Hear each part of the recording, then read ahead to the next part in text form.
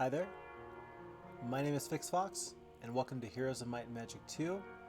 This is the FHeroes edition, and we are on to Scenario 4 in the Roland campaign. Let's dive right into it. We just completed Scenario 3, which was the optional quest, and as a result we now have the Dwarven Alliance. Let's view the intro. Roland has sent a messenger to convey his undying gratitude for your assistance against the warlocks. In return for your aid, Roland has promised you the unconditional support of the dwarves for as long as you should serve me. Already he has sent troops to the Karator Mountains in anticipation of your move against Archibald. His forces await your command. Okay. So...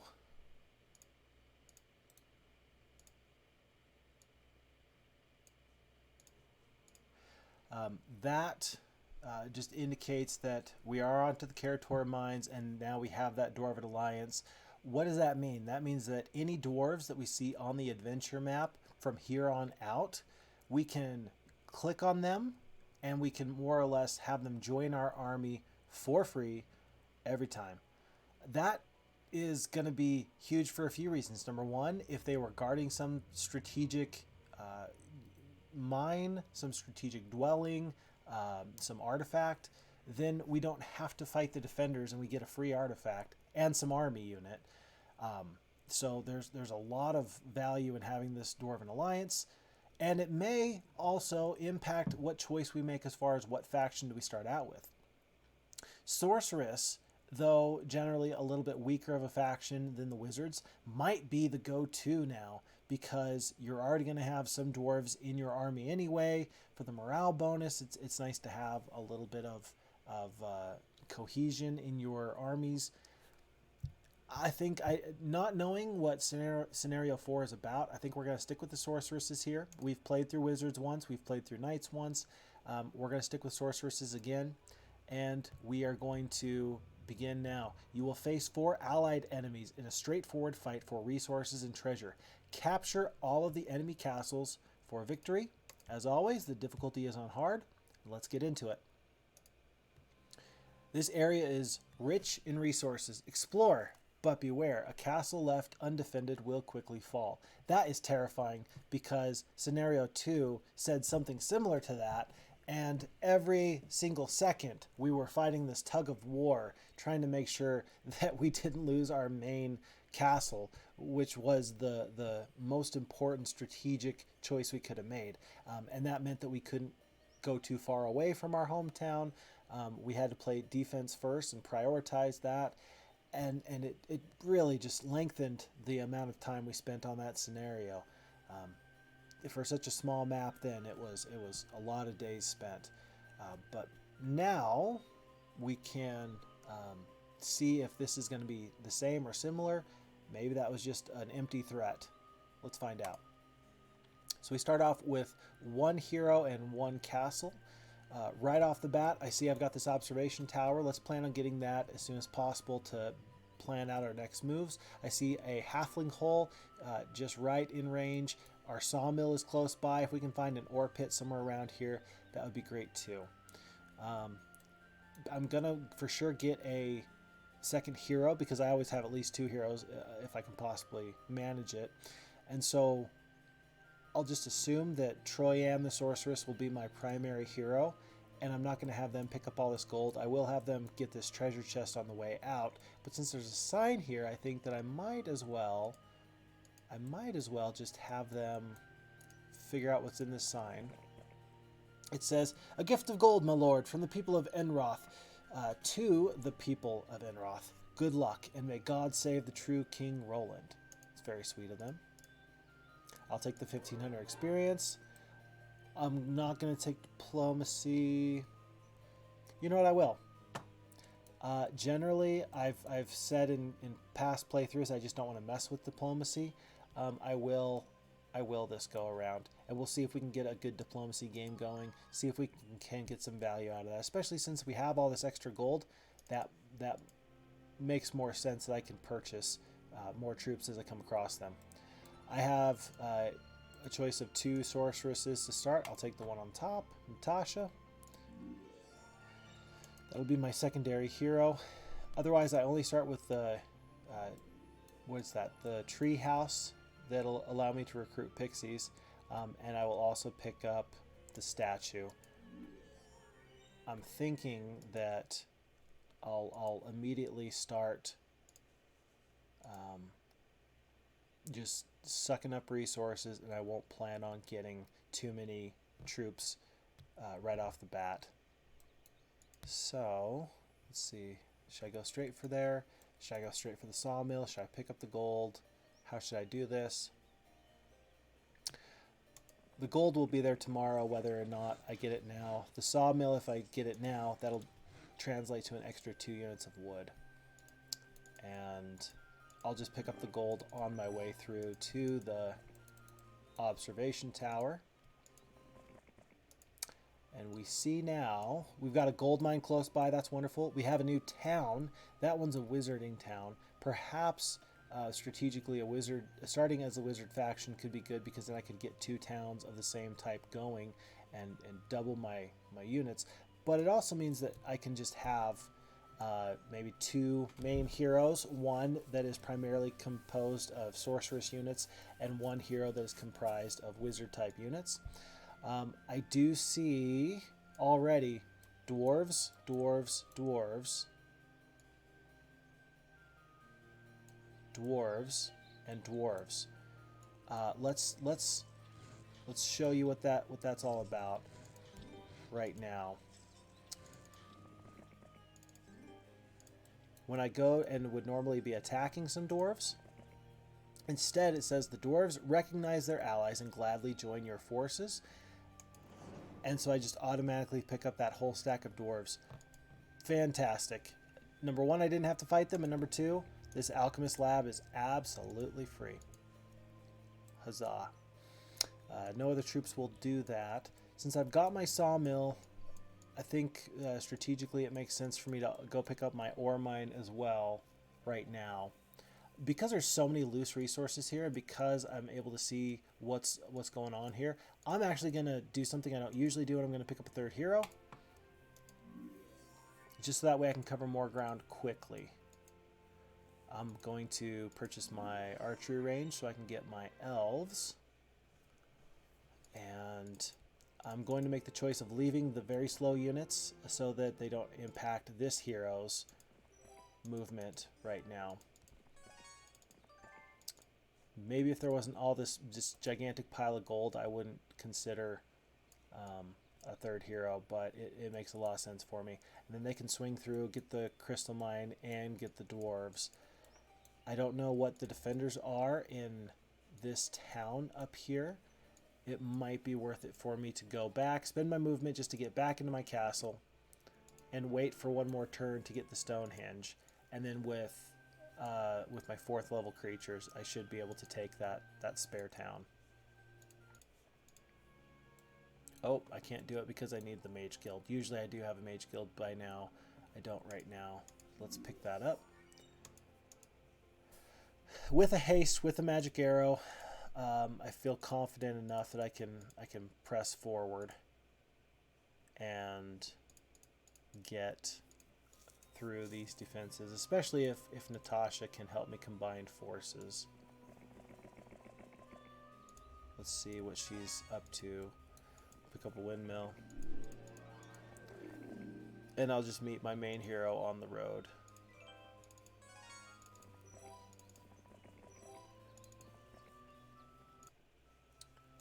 Alrighty. And I'm actually going to have them figure out what this spell is. Shield. It's a good spell. It's a very good spell. Good enough that I'm going to make sure I pick that up. Transfer all these units over. And then I'll have Natasha go grab these battle dwarves and perhaps push through on the road and just do some serious exploration. Pick up some basic luck for the +1 luck in combat. And prepare for this fight. Meanwhile, we'll get the Stonehenge. Try to get as many creature dwellings as I can before day 7. the very first building I got was the statue because I figured I'd have to get it anyway. I may not be able to get everything. I'll have the resources to pick up the fenced meadow, and then I should have the resources to get the cottage as well, but this is the first time that it's going to be a bit of a struggle to have purchased everything all in the first turn or in the first week. We'll take the experience between luck and estates. So if this is my main hero so far, that's kind of a dead skill. That's kind of a dead skill. If I get the estates this early, it's gonna generate a lot for me, but it's not gonna help me in combat. And I'm wondering if I'd be better off just to take the luck and try and save the slot for something else. Generally this early, I would say estates is a no-brainer because I'm trying to make this my main hero.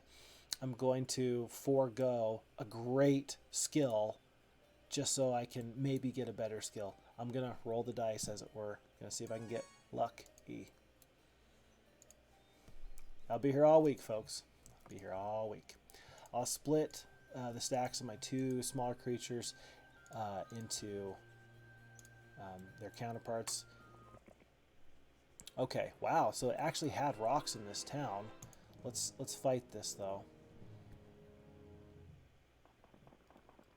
Their boars are going to go first. I don't think I'm going to need to send my pixies all the way across the map. I think I can kill the halflings here now. Interesting that the rocks thought that the best choice was to just take out as many pixies as possible. Not a bad choice. And I'm going to assume that my dwarves can clean up these rocks. I will let my pixies take out these boars, and then we will track down the golems, letting the elves shoot them down as much as possible.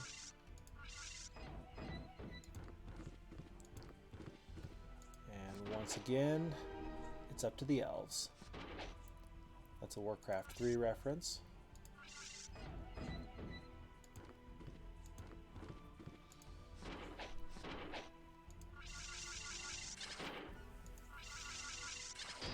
Okay, no problem.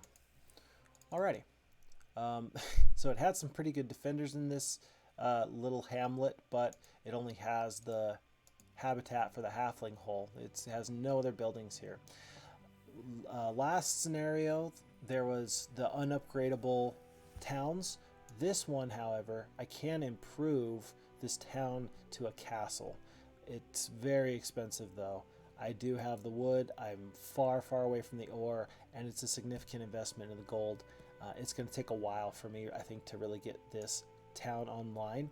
And then I'm left with the decision, okay, well, do I focus on getting two towns up fairly equally, or do I try and get one town firing on all cylinders and I'll abandon the other town? How do I do that? Right now, I'm going to take what I can get. I may even try and push for phoenixes before I truly try and invest in this wizarding town. Phoenixes now are better than titans, maybe later. So the dwarves will join me. That was an extra, it looks like 13 to 14 dwarves. Pick up all this extra ore. And I'm wondering, I think I'm going to go pick up these dwarves here and then just go south. Maybe see what else I can find. Interesting that there's two goblin huts. That's another dwelling where I can just recruit free creatures. So free creatures here with the halflings, free creatures here with the pixies, free creatures with the goblins. That's a little bit of a continuation from the other scenario that we just played. I'm not going to send Natasha aside to the mercenary camp. I'm just going to have her go north and just follow the road. I'll go deviate into that witch's hut, and I'm not going to wait for a new day here. I'm just going to go. I think that if do I have offensive spells? I don't think I really do. Well, I got the magic arrow, I got the haste. I think what I'm going to do is I'm going to split my pixies into 3 stacks, and then I'll have them jam up these orc chieftains and then haste the dwarves, get the dwarves across the battlefield, and try and get that gold mine early. It's going to be, I think, a significant investment in troops. I'm going to lose some troops here for sure. Oh my gosh, the computer thinks I'm just going to get destroyed. Maybe I will, maybe I won't. But even though it's a big investment in troops now, an extra 1,000 gold a day this early, especially when I'm trying to build up 2 towns, is going to be important. Real quick, let me just check. So these orc chiefs have a speed of 3, so elves are going to go, and my sprites are going to go before they get the chance to cause me any problems. I'm going to try to kill this lowest stack. I've said it before, I'll say it again, that by killing an entire stack of troops, you make it easier to simplify the battle. And so even though, I mean, how do I choose my target here? Do I target the ones on top, the ones on bottom, some of the ones in the middle? It makes sense to me to try and kill the stack with the least amount of orc chieftains in it, just so I can try and get one full stack off of the board if possible. I don't think I'm going to be able to anytime soon. And remember, my dwarves are still slow. Even hasted, it's gonna take them a long time to get anywhere. I think that my pixies are going to survive only 1 round of combat. I think that the orcs are absolutely going to, if one stack doesn't kill this one sure will. Same situation there. But the dwarves are still hasted. Need I don't think a bless will help, but by blessing, will it do more damage than a magic arrow? I think not. However, shield could be valuable here to make sure that the elves stay alive, maybe for 2 rounds of combat. Even if they only last an extra 2 stacks or 1 stack of orc chieftains, that's 1 less stack worth of damage the dwarves are going to take. So shielding is probably my best bet. I'm going to plan on losing the elves. I'm not going to be able to keep them. But then I can get the dwarves moving forward quicker and further, and then they can do more for me in the long run. Okay, let's see. Oh my goodness! Oh no! Oh no! I miscalculated that terribly. I thought that the enemy would be attacking my elves. I was very wrong. I'll be the first to admit it. But now we know that. Let's allow the dwarves to work their magic. Very interesting that the computer AI, it would have done this in the past, but with the FHeroes, this creature movement to try and to switch things up, it's interesting. Would I do it? Potentially, maybe. I mean, it's worth noting that dwarves only move 2 spaces when not hasted, and so the orcs, if they were smart, could always stay just out of arm's length with base level speed orcs, and then eventually get enough distance that they can waste a turn to shoot. The dwarves would not be able to close the gap, and then they could run again. That would be possible here. I don't think that was really their plan, though. Between my choices of maybe killing 2 orc chiefs here or taking out this stack, I think I'm going to kill 2 orc chiefs. Yeah, I think that was a good choice. And then I'll try and kill the biggest stack. I'll kill the smallest stack. Well, if I'd known I got in good luck, I probably would have done that differently, but... and so we turn a loss into a resounding victory at the cost of 18 pixies. I don't know. I'm definitely not going to take navigation. I'll take pathfinding. And the reason why I know pathfinding is the right choice is because we can see this type of terrain. It's not desert. It's like it's I don't remember what it's called, but it's not desert. But still, it has some pretty bad penalties. Mysticism for the mana regen, not bad.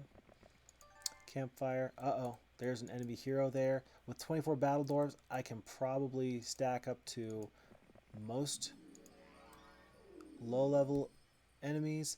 That's probably a little too hot to handle right now. If I can skedoodle south and try and get away as much as possible, make it less likely that I'm going to be easy pickings, that would probably be the best. Pick up some dwarves, pick up some dwarves, take the gold, take the crystal, and I will take the artifact there. I have to have the well for the +2 creature growth, because that's the difference between getting 2 unicorns a week and 4, or 3 druids a week and 5. It's very important, especially since I've got a gold mine. I'll have plenty of resources in that sense. I'm not gonna tempt fate there. That hero might say, hey, if you're really close, I'll take you out. But if I'm far enough away, they just might not chase me. Through a clearing, I observe this ancient artifact. Unfortunately, it is guarded by a nearby phoenix. Do I want to fight the phoenix for the artifact? I know I can stat check this phoenix because I've got plenty of dwarves. But for an artifact that's just +1 morale right now, it's probably more prudent to wait until later. Discretion is the better part of valor, and you decide to avoid this fight for today. Not too mad about that. More dwarves plus an alchemist lab. That's going to be wonderful. It's very spiffing. And having 1 and 2 alchemist labs is great, again, because phoenixes cost mercury as their primary resource. I'm not going to fight these centaurs because they're a ranged unit and I will get shot down before I can even sniff them. So let's go south and pick up a whole week's worth of creatures and then re-adventure from there. Any last purchases? I will pick up the Crystal Garden for the extra 8 pixies. It's Week of the Dog. All dwellings increase. I'll take the gold, pick up some gems. I wonder if this Tree of Knowledge is going to cost you to reap the benefits of the upgrade or not. I don't know. I may find out on the way back. It looks like there might have been something here that then that other hero cleared out. But I see some battle dwarves there. I will pick up the battle dwarves since they're absolutely free. I'll take the 2,000 gold since this is definitely not my main hero. And the dwarves recognize their allies and gladly join their forces. How many fights have I avoided so far? How many stacks of dwarves have I picked up? 6? 7? All I know is I have 89 dwarves on this hero who started with maybe 3. And you ask yourself, is it worth it to fight that bonus campaign? Absolutely. Absolutely. This game, again, is already hard enough. We don't need to make it even harder. I will, knowing that my main hero is coming home very soon, I will upgrade first my Stonehenge, then my archery range. There would be a debate about whether or not you take the level 2 Mage Guild instead. I think I might be able to get all 3. Yeah, I'll be able to get all 3 just because it takes so long for my heroes to move right now. Mostly because they have just dwarves in their army. It'll be nice to know that I can get through there in the future if I need to. Dwarves gladly join my forces. Free crystal, an artifact that helps me move faster at sea, and an ammo cart that gives me unlimited shots in combat. 2 great artifacts. Well, 1 great artifact and then a... Okay. Interesting that this ore mine has been flagged by the yellow team, so I don't remember what color this hero was, but just interesting. I'm guessing that nobody this early is going to want to attack 89 dwarves unless the enemy heroes just started with a whole ton of extra troops as just their bonus. So I'm just going to tread a little bit carefully. I'm not going to dive right into the fog of war because really I would prefer to save as many troops as possible. Generally roads, though, as you can tell here, they go from castle to castle is the way that they normally kind of run. I'm wondering if this road will eventually run to a castle somewhere in here, and if, because there's yellow here right now, if there's a castle maybe in here or in here. That should probably be my priority now, is to go directly south, meet up with this huge stack of dwarves, and then try and take out any nearby enemy towns. Sounds like a good plan anyway. You know what? I never got the cottage. Much like the Knight faction, the cottage requires the tavern. It's another faction that requires the tavern. I just never got it. I'm not going to get it now. I would prefer to get the Mage Guild level 2, especially since everything else is upgraded right now. And that'll give me a very good offensive spell. I mean, blind can be... Blind has infinite capability of being valuable. Cold Ray and Magic Arrow, they have some stats that are going to be directly tied to them, sure.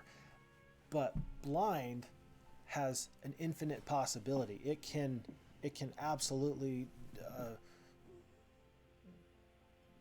it has no cap on how useful it can be. Situationally, it can do anything to change a battle. So, very happy with that Mage Guild. It's doing great, even if I get it upgraded to 4, 5, and 6. And those spells aren't particularly good. I'm still going to be pretty okay with that. I do need to upgrade my elves from elves into grand elves.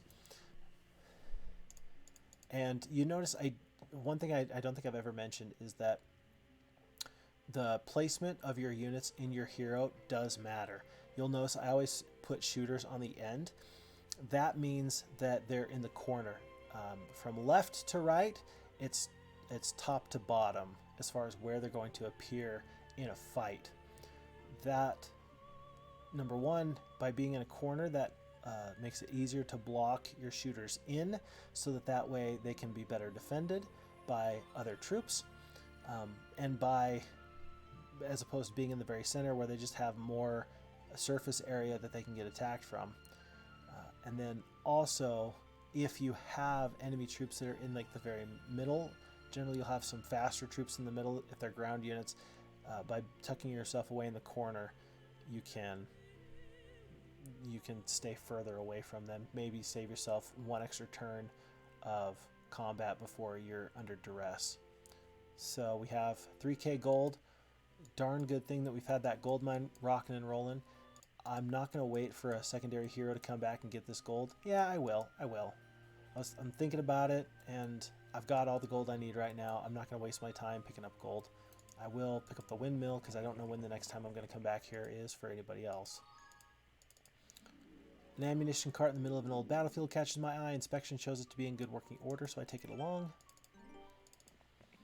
An old sea captain is being tortured by ogres. You save him, and in return, he rewards you with a wondrous instrument to measure the distance of the star. Increases mobility at sea.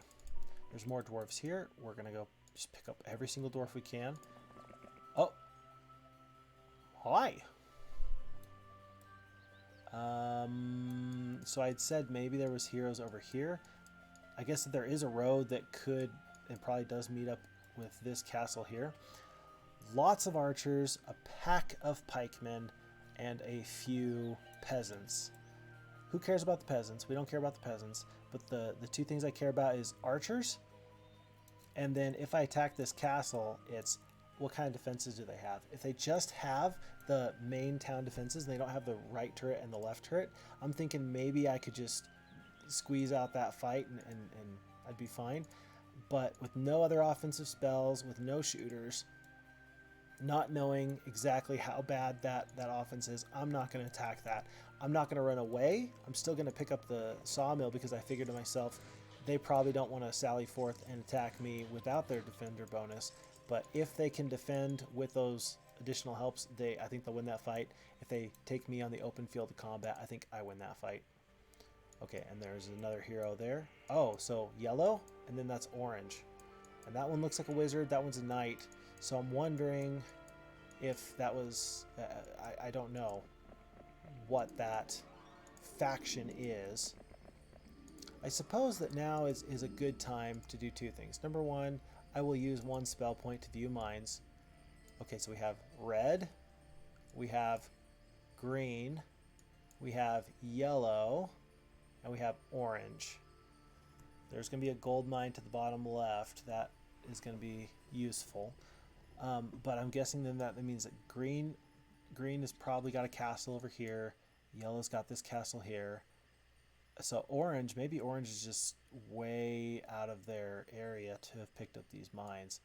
Because they're all allied, then whoever flags that mine first of these three enemies is going to keep it, or four enemies, because there's red, green, yellow, orange. And so I don't know, maybe one hero got loose and went outside of their general area. Hard to say, but this is important information already, just because I can kind of figure out where people are. And I feel like rather than fight four people at once, if I can isolate fights and take out one faction, then I get the growth from their town to fuel my war effort. And then I also stop one full stack of enemies from potentially snowballing and pushing into me. So that was a level 1 spell, or that was a 1 cost spell, but it's a good spell, man. It teaches me a lot. This observation tower is going to be important. This is going to give me a lot of information. Help me know what to do next. I will pick up the tavern now, so I can get dwarves later. If for no other reason, I just want to make sure I can upgrade something.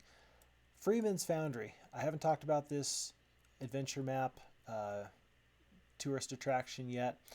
It allows you to upgrade the iron golems into steel golems. I know it does that, and I think it also gives you the opportunity to upgrade some other units. I think it's pikemen into veteran pikemen and swordsmen into master swordsmen, but I can't be for sure. It does the similar thing to what the Hill Fort does, as we saw in scenario 3, where it'll upgrade lower tier units into their upper tier for free, but it only does certain units. So I think that'll be good for the wizard town here. I can get steel golems early and for free, but I'll have to go and check to see if there's any other troops I can upgrade for free as well. A lot happened on that turn. A lot happened on that turn. I'm going to take out this hero now. They fled. I'm just going to accept those results. They had picked up all these free goblins, so they probably had an extra 80 goblins, perhaps. Dwarves recognize me and join. We'll take the gold. More dwarves. I'm moving in snow. That's not ideal, but...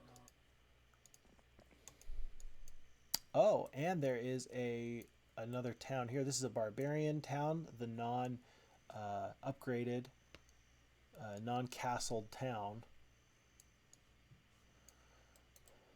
One more hero there.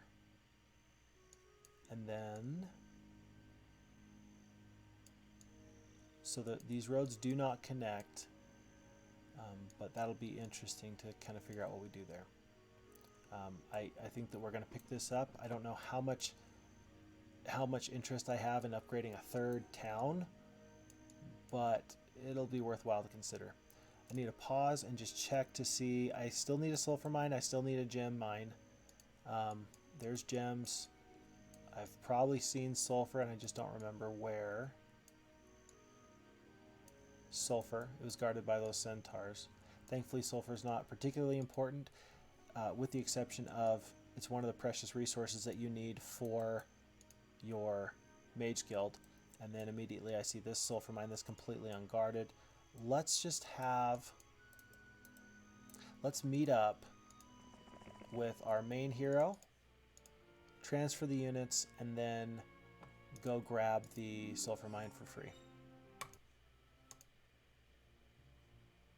Is that 3? 1, 2, yeah, 1, 2, 3 heroes just in a little stack.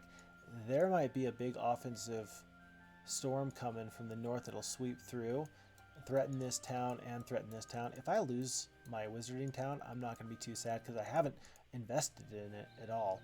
I haven't invested in it at all.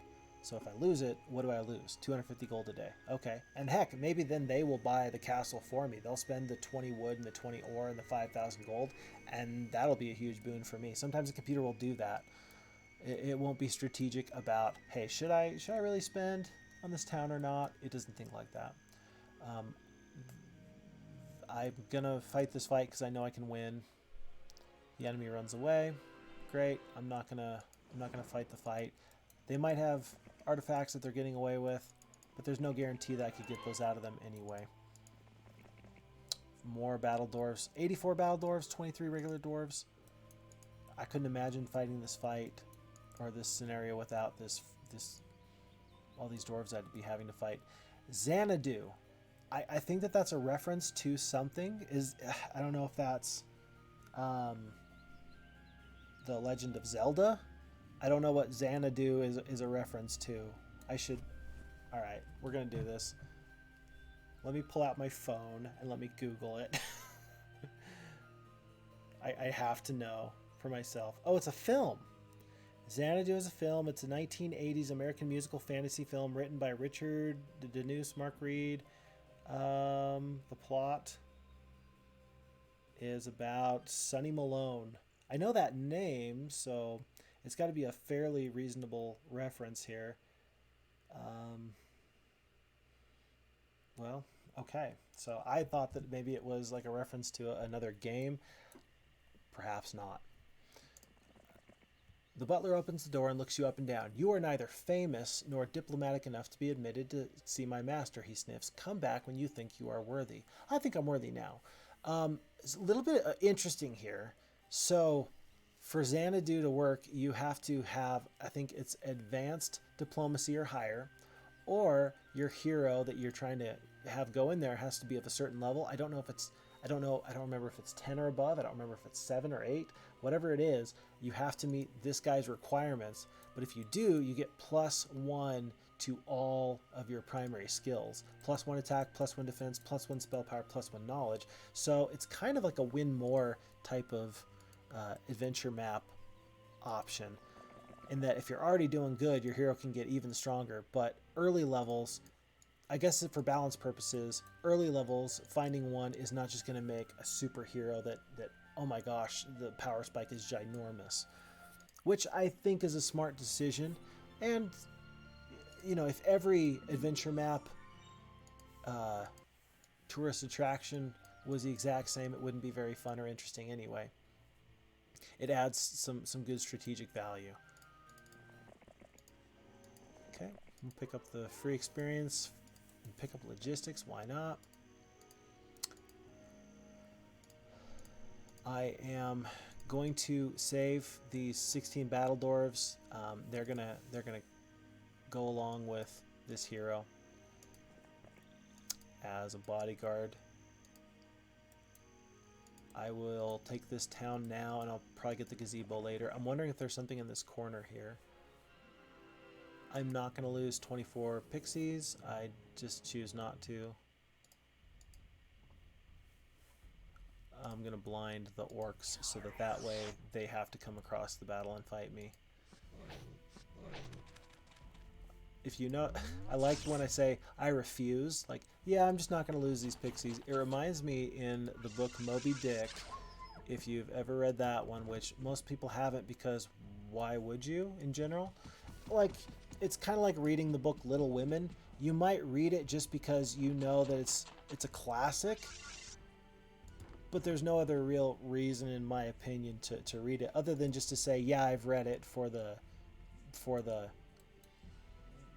just to say I did it, just for the culture, to be personally culturally enriched. But the first mate, he's on his deathbed and he says, he pulls through and he doesn't die, and they're like, why didn't you die? And he's like, I just decided not to.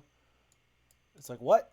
You were about to die? He's like, yeah, and then I decided not to. Like keep up, And so in that same regard, when I say, hey, I'm not going to lose 18 pixies, no, I just refuse. I'm just not going to lose 15 pixies. I meet an old wizard friend of mine traveling in the opposite direction. He presents me with a gift, a wand that prevents the use of the dispel magic spell on your allies. That can be nifty. There's a lot of not complications, but there's a lot of strategic value in that. Here's how. There's Cure, which will let you remove all negative spells from your own personal troops. And then there's Dispel, which will take out all spells, good or bad, buffs or debuffs.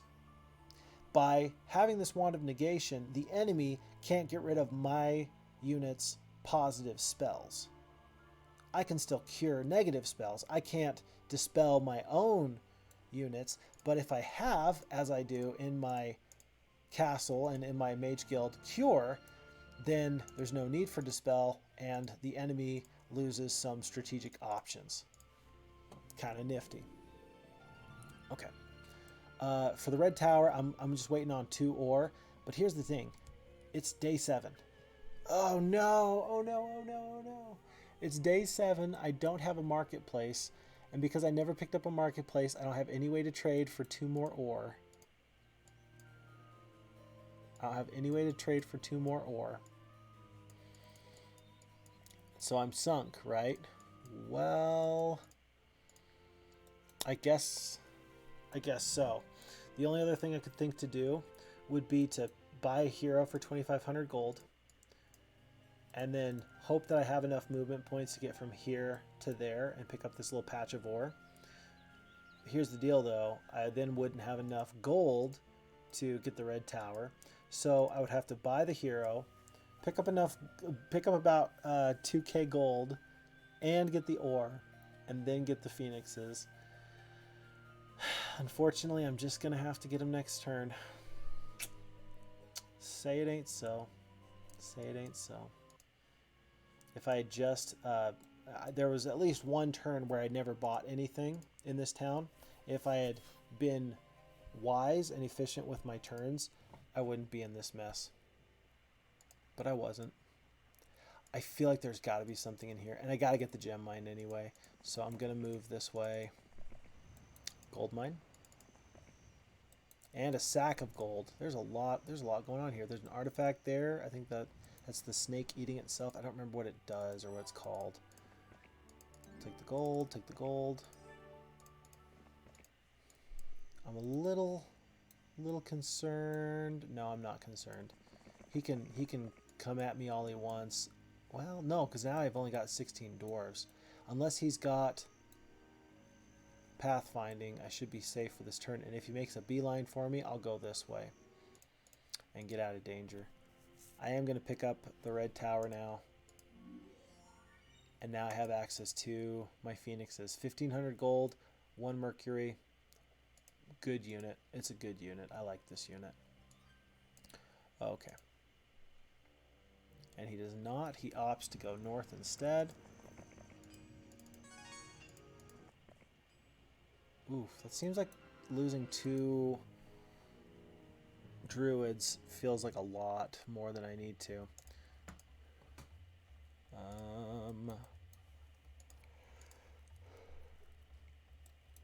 Now, which is better? Increasing your defense skill by 6 or reducing the amount of damage from ranged attacks by half? I would think it would be reducing it by half, but I don't know for sure. I don't know. I've never really looked into the math of how attack skill or defense skill interacts together. I know in Heroes 3, I mean, you got to do some like quadratic regressions to figure out if Craghack attacks, you know, Tazar with Grand Armory versus the offense. How does it all work out? That's a meme, by the way, but it's a good meme and it's very true. I don't know which is better for me here. I'm imagining that my sprites are going to die because I'm going to send them across the battlefield and they're going to get poked down by these 2 groups of units. And then otherwise, How high is the defense for druids? It's a 7. 7's pretty high. 7's already pretty high, so I think they've already got a pretty high defense anyway. I'm just going to shield the druids, so that way they can just take reduced damage. I'd like to have gone more in the middle, but because of these, I had to go somewhere. And actually, it looks like my pixies, oh, they lasted a little bit longer than I thought. I wonder if the AI shot the unicorns instead of the druids simply because of the shield. I'm guessing that that's the truth. I'm going to haste my unicorns so the unicorns can get into this slot between these two. And then I will see if I can wrap up that group, jam up these units, and then stop this top one from doing a lot of damage. So we did lose the pixies, but everything else turned out a lot better. I'm gonna take the wisdom because I think I can get spell guild levels fairly quickly moving forward. Remember, there was a lot of heroes in here. I need to be very careful. But now I've got 111 battle dwarves. I don't gotta be careful. I don't gotta be careful at all. I'm gonna do the things I want to do. That's a long way to move just for a secondary hero. If I need wisdom, this hut will do it. One very nice thing is that, let me see if I can find one, is that in the FHeroes edition, once you've already visited a doodad or a tourist attraction on the adventure map, like this witch's hut here has not been visited, it just says witch's hut. But once you have visited, you know, okay, it's mysticism, and the game will keep track for you. The original Heroes 2 didn't do that. You just had to remember, okay, that witch's hut is good, that witch's hut is bad, and from map to map it changes, and it was a little bit frustrating. That's a nice bit of just quality of life change. Gonna pick up the marketplace now. Psh. I think, do I have enough resources? No, I don't. I did have enough resources and I spent them on the red tower. So it was a good choice to wait. Where was that? Hold on. I wish I could replay the turns. Okay, it was this one caught my eye. Just seeing a different colored hero was passing by another town. Because they're allied, I'm not going to worry about it. Graveyard, I've already talked about that, but it's mini stacks of mutant zombies for generally a good artifact, but I'm a little hesitant to try and force something there. I'll take the experience. I'll take the diplomacy. No, I'll take the leadership. Morale is just that good. If I took the advanced diplomacy, I could visit Xanadu. A little leprechaun, though, dances gleefully around a magic sack. Seeing me approach, he stops in mid-stride. The little man screams and stamps his foot ferociously, vanishing into thin air. Remembering the old leprechaun saying, "Finders keepers," you grab the sack and leave. I don't remember him saying finders keepers, but I will keep it for 1,000 gold a day. This is a free gold mine. That's an extra 2,000 gold I found in this little patch. If I had just gone elsewhere, that would have been a huge loss. I wonder what else is here. I'm just going to find it. Even though, well, I do have the basic pathfinding, so it's not as bad. Wait a second. Hold on. Oh, my word. That is a huge addition. Oh, I love the people that have lovingly made quality of life additions to this beautiful game. Thank you so much. Look at this. My hero who has the basic pathfinding skill, when I right click, it says swamp, digging okay, penalty 150. When I go to my other hero who does not have pathfinding, swamp, digging okay, penalty 175. So it'll automatically keep track for you. Once you get the 25% reduction on the penalty, it'll just keep track for you. That's beautiful. That's such a nice quality of life addition. Is the math hard? No, but I mean, if you don't know how it works, then just having ease of access is just smart, and it's wonderful. So I'm very grateful for some good people who care a lot about this game. Okay, treasure chest, I'll pick this up. I feel like I'm wasting a lot of time for not a lot of items, again, because of the terrain penalty, but I am going to do it. I don't think this army can beat lots of rocks and then give this hero some grief, so I'm going to pick up the sulfur that I so desperately need, and then I'm going to skedoodle back this way. I'm going over the graveyard because it saves me some movement points. This hero can totally beat this hero. We're going to go south. We're probably going to have to stop both of these heroes from taking my village here. 3,000 gold for the water wheel once a week. No additional buildings here really need to be bought, but I am going to get the Thieves Guild. Why am I getting the Thieves Guild? Just to kind of keep track of my enemies, because I have 4 enemies I'm against. This is the most enemies I've ever been against at any one time. I have the most towns. I have 3 towns. I have 1 castle and 2 villages, and this means that red and orange are second, meaning that I can infer that they have 2 towns. I don't know if they're castles or villages, but they've got 2, and then since green and yellow are last and third, I'm guessing that means that they have 1 castle each. So I do get some good information there. Oh, no. So this does tell me, because castles is castles. Towns are towns and castles are castles. Everybody's got 1 castle. So I've got 1 castle and 2 towns. They've got 1 castle and 1 town, and they've got 1 castle. Perfect. Oh, now this is super cool. The number of heroes. Everybody has 3 heroes. Look at this. We're all tied for first. I've got 3. That means that they're all tied for first with me. That's nifty. That's good to know. That means in this map there are what?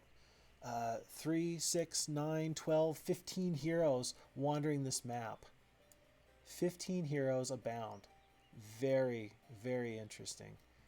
That means that there's probably not going to be a lot of loose, unspoken resources. That means I imagine that they're going to have to expand into my territory and take some of these nifty things. And that makes me think that I should just pick up a 4th hero and just make sure that I'm getting as much of these resources that are free as I can. I'm going to do something you don't see me do a whole lot. I'm going to dismiss a unit. Why am I going to dismiss them? Halflings are slow at a speed 3. I don't think they're going to make for much of a good defensive unit here in the town. And then that way I just have very fast boars that are my movement modifier on the adventure map. Right now, the name of the game is speed. And so we're going to speed racer our way through some of these resources, and we're going to go down and work our way back up.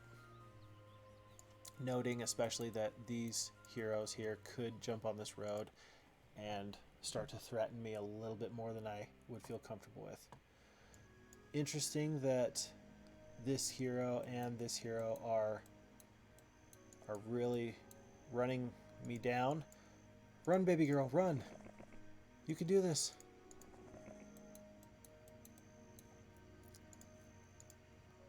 I'll take the experience. I'll take the wood since I'm right here. I'm not going to go into the witch's hut because I'm running low on reasonable skills.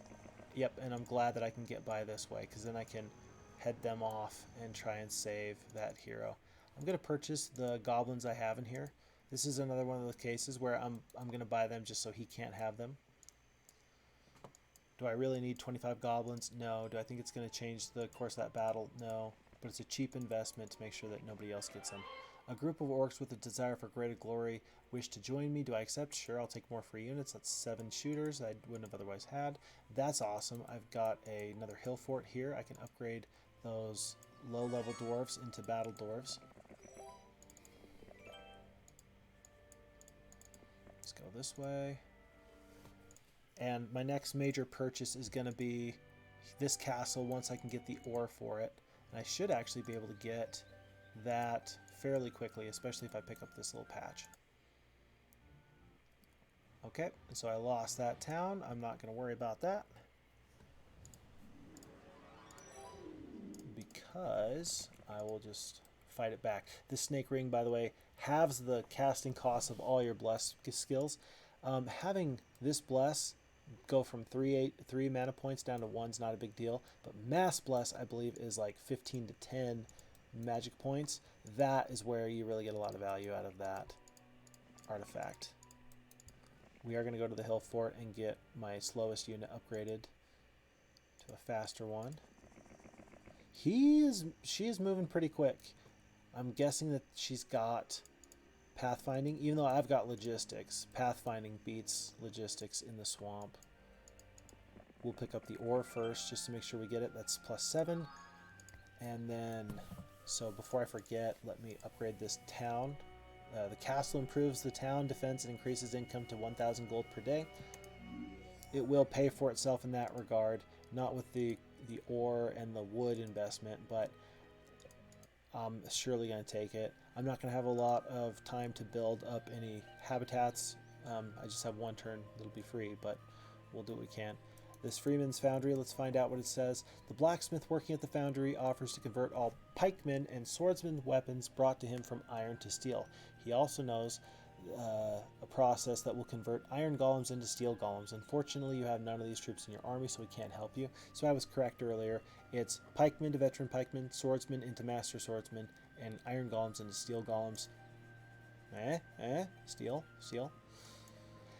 So that'll be good there. I'm going to pick up all of these. It looks like there might be a mine right here.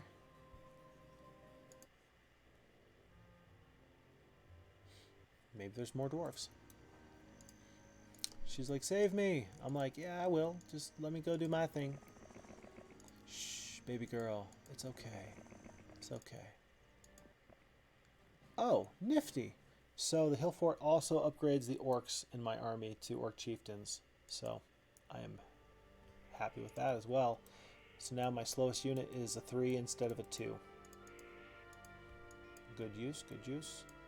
On the one hand, I'd love to get more of this fog of war cleared out so I can see bad guys coming from a longer way away. On the other hand, I want to be a little bit careful. No, I've got 134 battle dwarfs. You don't got to be careful. Shut up. Just go. Walk on the road and see what you can see. Come on. It's very important to talk yourself through this game also. I really believe that you play better if you talk yourself through it. I'm going to pick up my... Do I get a pen or the statue? I think I got enough gold generation. I'll pick up the pen.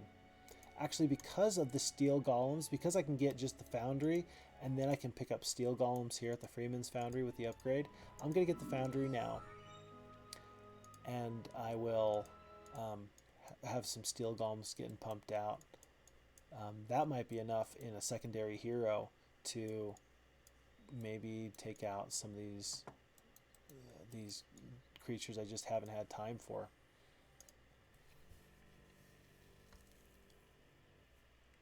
Okay, it's Week of the Aardvark. All dwellings increase in population. We're going to take our town back, get the hints. One thing I don't think I've mentioned is that the heroes who are in a castle are always invariably they're always stuck and cannot retreat.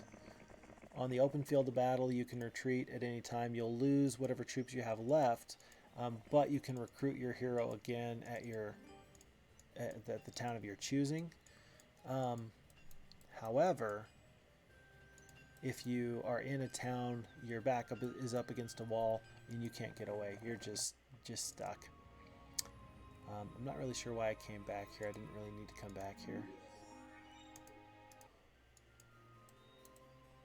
I don't think I want to, even after I upgrade the golems to steel golems, I'll still take a movement penalty. I don't think I want to take that movement penalty, so I'm going to not pick them up just yet.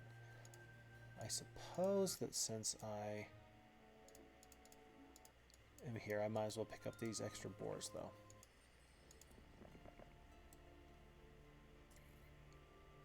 Yeah, I can fight. I've got so many dwarves I can fight this fight. Let me turn these into 3 stacks. And let's just go to town. Glorious fight. I'm not even going to fight it. This looks about right. I don't think I can do much better. Let's take the leadership in this instance. Because it's a warlock town, this could be a good... Which would I rather upgrade? The barbarian town or the warlock town? Definitely my priority would be the warlock town. For now, though, because I've already upgraded the wizards, I'm going to stick with those and really develop that town. I don't think that there's any changes. Yeah, they didn't build anything or make any changes in there. I need to hunt this person down. I do have the pathfinding, basic pathfinding anyway. They're still probably going to take me a while to catch up to them, and I'm kind of worried about these other heroes that are starting to creep in and creep around. I think that I'm going to need to use this hero to go pick up, 2 weeks of creature growth in this castle, and then use that to help push this all back, and just kind of keep the weeds down. So with that being said, I think I can follow this hero and scare them off, eventually catching them, eventually writing them down, and then having another hero just make sure that nobody sneaks in too far back that way. I don't think this hero can catch her now, but I'm looking at, if they go straight west, maybe they can catch me in 2 turns. It'll be close. We'll see.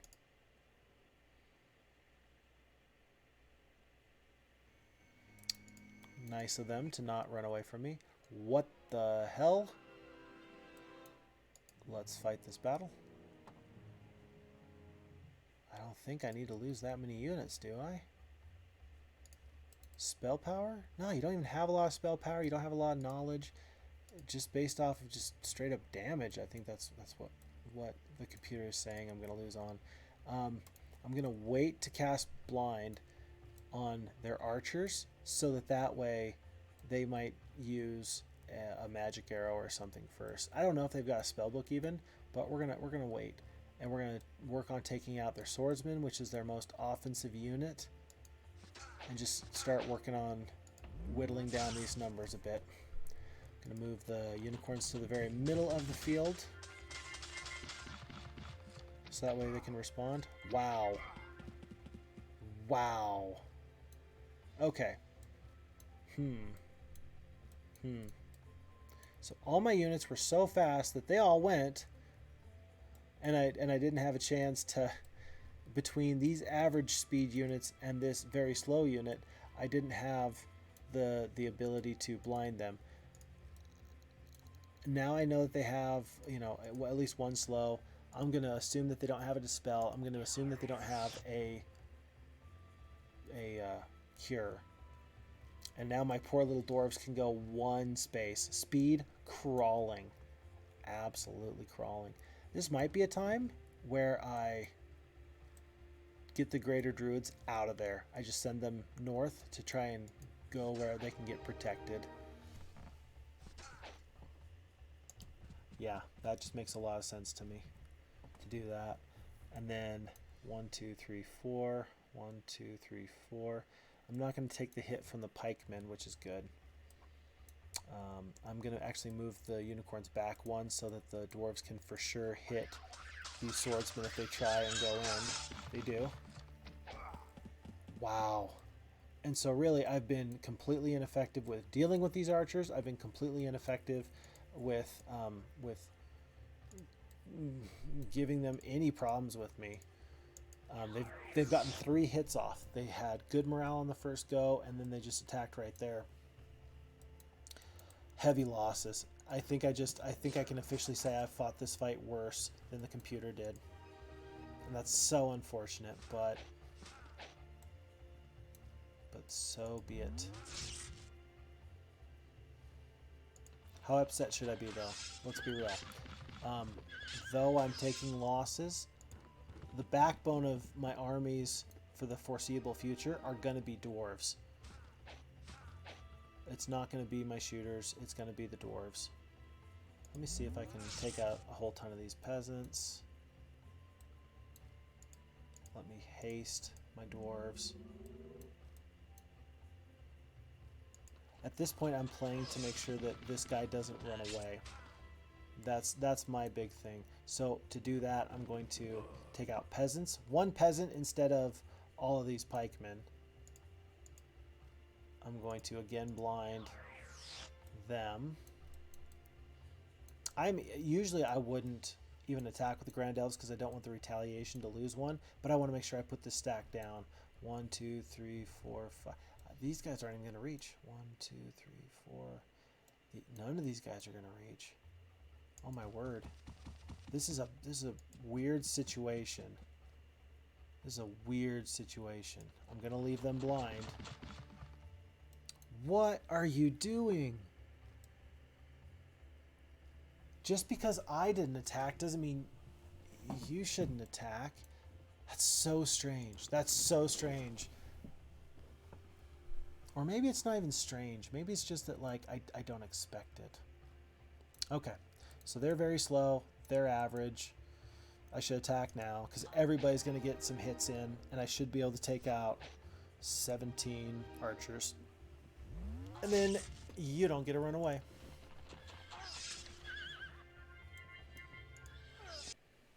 Okay.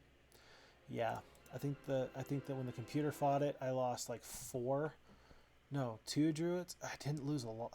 I didn't lose 7. I can tell you that. I do get a telescope. Basically, it's like having basic scouting. It increases my sight radius by 1. And then I'm going to start to mosey on top. I did lose that sulfur mine. I don't have any sulfur coming in. I still don't have that gem mine. And now you can see that some of the choices I've made are going to limit my effectiveness later because of, purchasing mage guilds and stuff. I am going to buy this mage guild now while I'm thinking about it. Paralyze and anti-magic, those are good, and those are probably worth coming back to if I can get them. I'm gonna leave this town completely undefended. I've got plenty of gold, so I'll just leave some basic defenders here. No, I'll bring them along. I don't really care if I lose this town or not. And then we're just gonna adventure further into the darkness.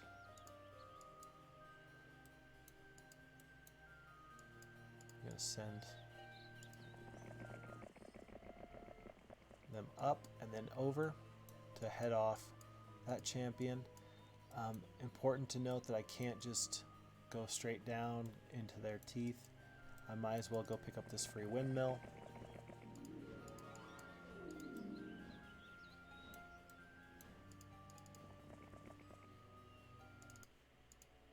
And I'm going to purchase the rocks and just keep working on that town slowly but surely.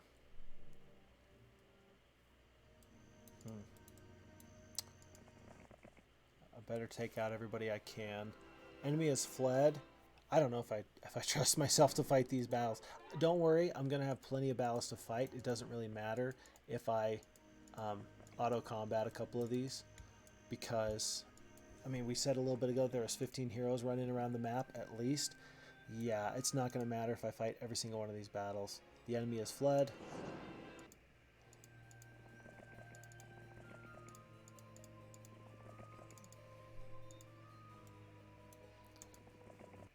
We're going to pick up our big bad phoenixes.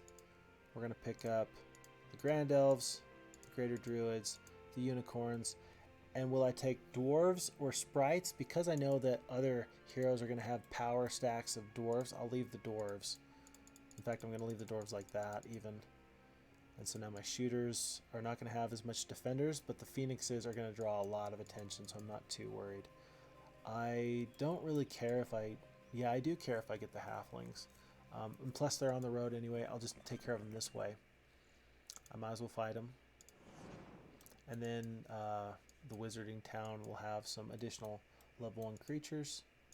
These swordsmen are just kind of there. They don't really guard a whole lot. I guess this could be a quicker way through. I guess this could be a quicker way through too.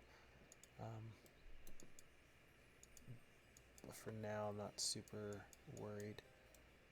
I'll go get this weekly free 1,000 gold.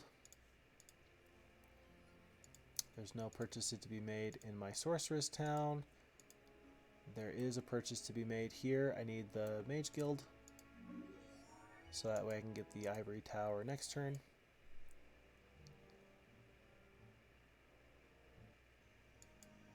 Since it's on the way home, the butler admits you to see his master of the house. He trains you in the 4 skills a hero should know. So again, +1 attack, defense, spell power, and knowledge. I really got to get this gem mine. This one is good to have, but I doubt I'm going to maintain control over it long term, just because it's in a very hotly contested area. View Heroes. As a 3rd level spell, View Heroes. If I see it in my mage guild, I'm sad because I didn't get some other spell, but if I see it here, I'll take it. I can view all the heroes on the map. So there's 2 red heroes there. Green's got 1 hero there, 1 hero there. Yellow, orange, yellow, 2 oranges over there. So I'm guessing orange's castle is here. Green's castle is probably over in this area, and then red's got to be up here somewhere. I've killed a lot of heroes recently. We'd said there was 15 on the map. Yeah, there's less than that now. Orange still has 1, 2, 3 heroes. Looks like yellow's only got 1. No, they got 2 here and there. Green, though, has only got 2, and red's only got 2.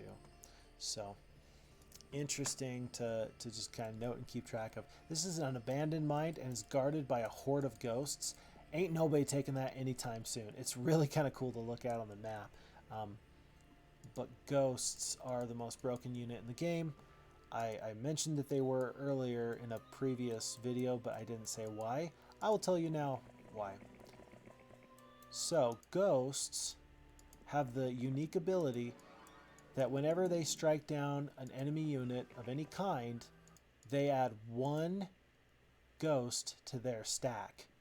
So, if a pack of ghosts kills 1 dragon, there's going to be 1 additional ghost. If they kill 1 iron golem, there's going to be 1 additional iron golem.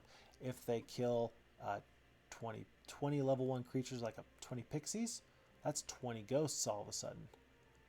You know, so if they're against upper tier creatures, they're not going to be as effective. But if they're against lower tier creatures, they can all of a sudden have numbers that are out of control. It's like having a level 3 creature that is only level 3. It's not the toughest creature in the world, but by feeding on small and weak stacks, they can very quickly become a massive problem. I'm going to pick up the well because I don't have the money for the ivory tower yet, and I got plenty of time before the end of the week.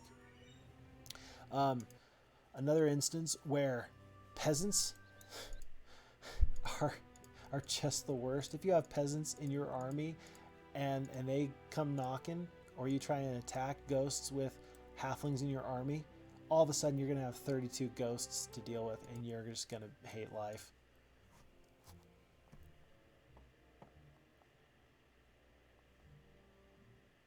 There's a lot of movement going on the enemy's turn, and it's kind of hard to keep track of.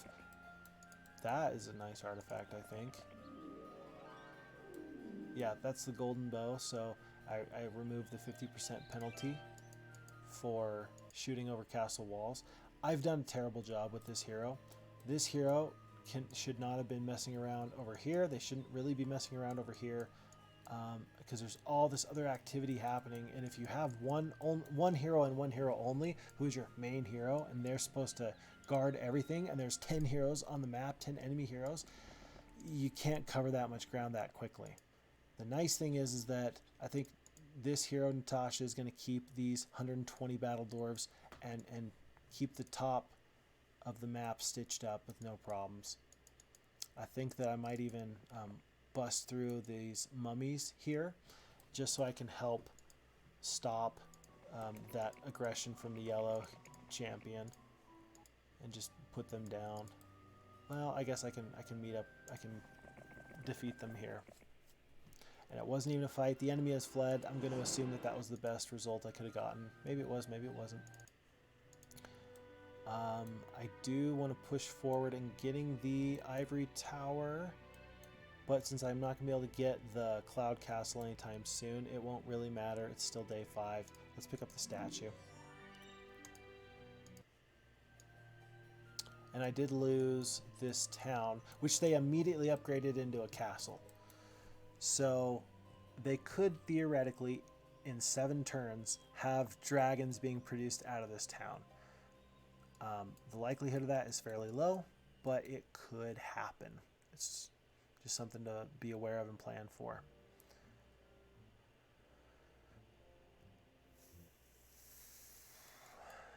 This is one of those times where I would have to make a decision. Do I go back and defend this town, or do I push towards other objectives? I don't care about this barbarian town. Oh no, I'm going to lose goblins, you know? I got bigger fish to fry.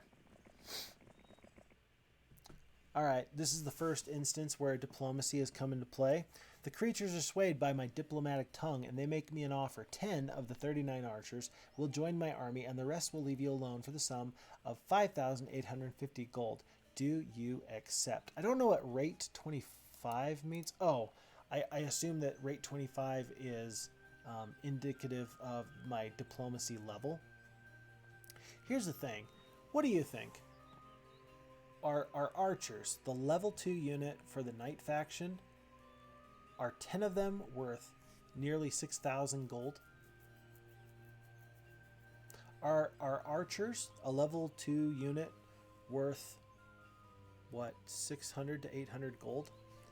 When you can usually purchase them in a castle for, I think, 150? No, not worth it. And so they would usually run from me, but because I'm so much more powerful than them, they're saying, hey, we'll offer to join you instead. But because I don't want them to join, because I don't want to pay 6,000 gold for 10 archers, I'm going to say no, and then they're going to be insulted by my offer, and they're going to attack me. And then I have no choice but to fight them. Interesting that I lose 2 unicorns. I refuse to accept that result.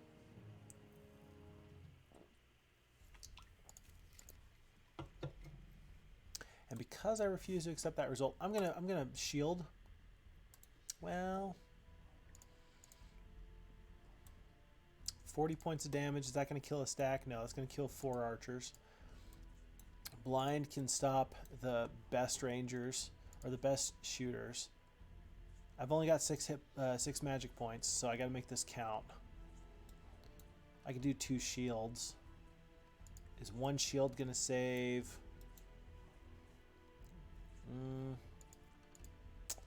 I'll do 1 shield and 1 haste. That's what I'll do. So I will shield the unicorns. I'll take out their most powerful stack there, and I'll work my way from the north to the south as far as units attacked. Why do you do that? It doesn't make any sense to me. Okay, I'm gonna haste them, and then I'm gonna actually send them up north now, just because they did that.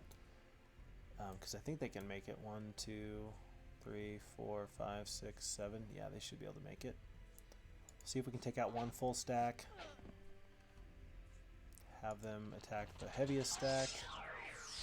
That was a 20% chance to blind. Those archers are now blinded. And then, because they're a 2 hex unit, I just blocked them, and them, which is really pretty great. I don't think I'm going to lose any unicorns this fight. We're going to deal with this stack here that is doing full damage. These guys are doing half damage, and these ones are blind, so I'm so confident. I'm going to let the dwarves finish them off.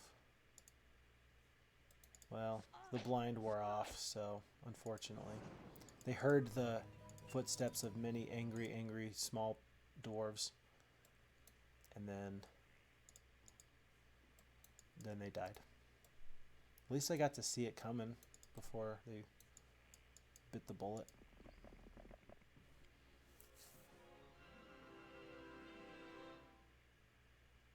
Okay, look at this. I lost a whole stack of dwarves and half. What? I gotta fight this one myself.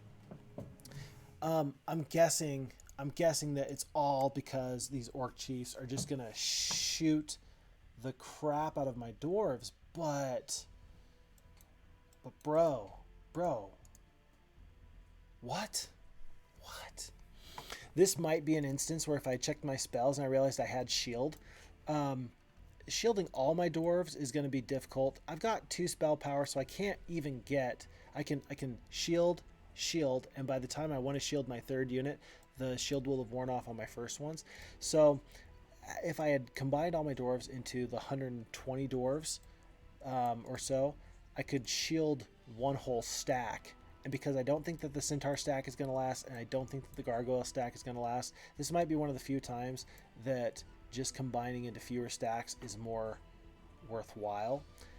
When I send the gargoyles across, they're probably not going to die, because I don't think that 3 wolves can kill that whole stack.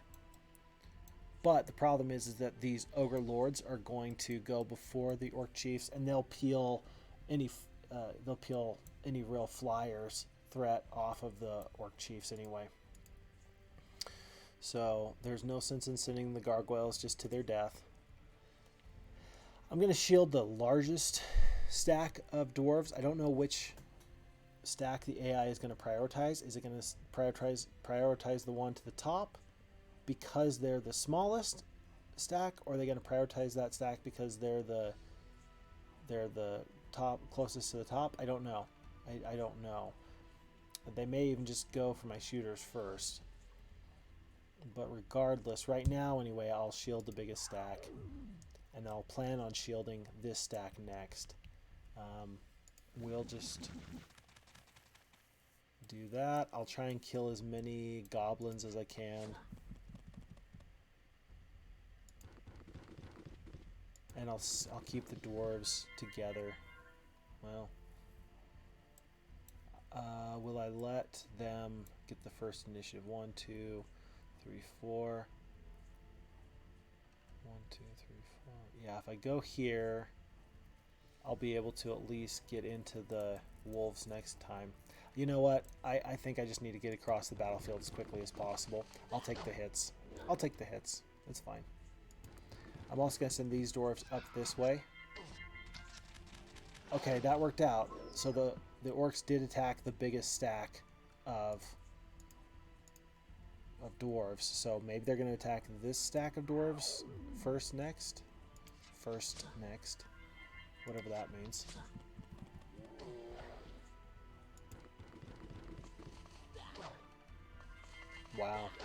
Wow. And I'm just going to get right in these orcs' faces. That's going to be the best thing for me, I think. I truly believe that. Because the damage that they can put out is significant.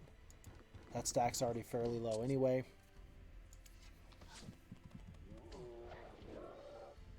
And then I'm just going to need to jump on these ogre lords as much as possible. Ogre lords are tough. They're very tough. Yeah, we're just brawling right now, and it's... Oh my goodness. Is it worth it to bless the dwarves? Yeah, I'll bless my biggest stack.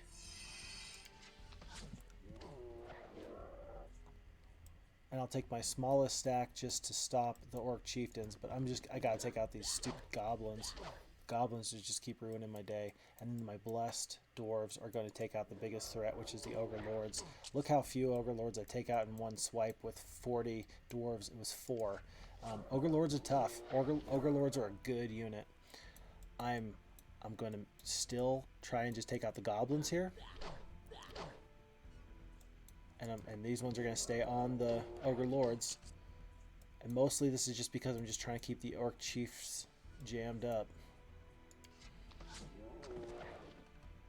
Okay, perfect. And then these dwarves are going to slide in and take out the strongest stack. Pretty soon, though, the orc chieftains are going to be the strongest stack.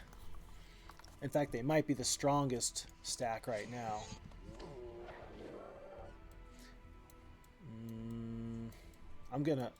Somehow I fought this battle way worse than the computer did.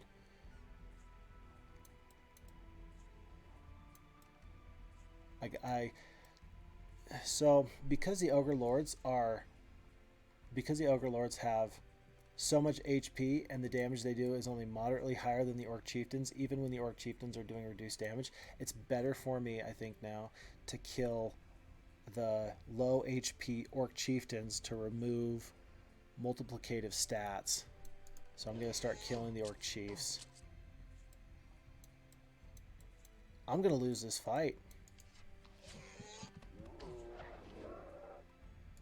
I'm going to lose this fight. At this point, I can't win this fight. I probably should have been focusing the Orc Chiefs.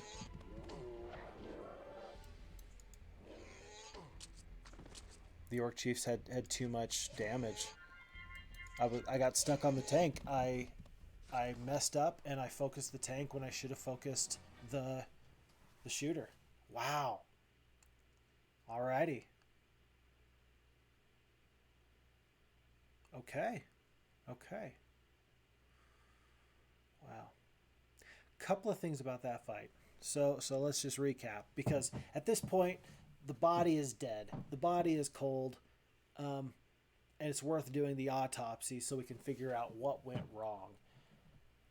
Couple of things. Number one, those goblins, the big stacks of goblins and then the one stacks of goblins, they did a great job of soaking up retaliation shots.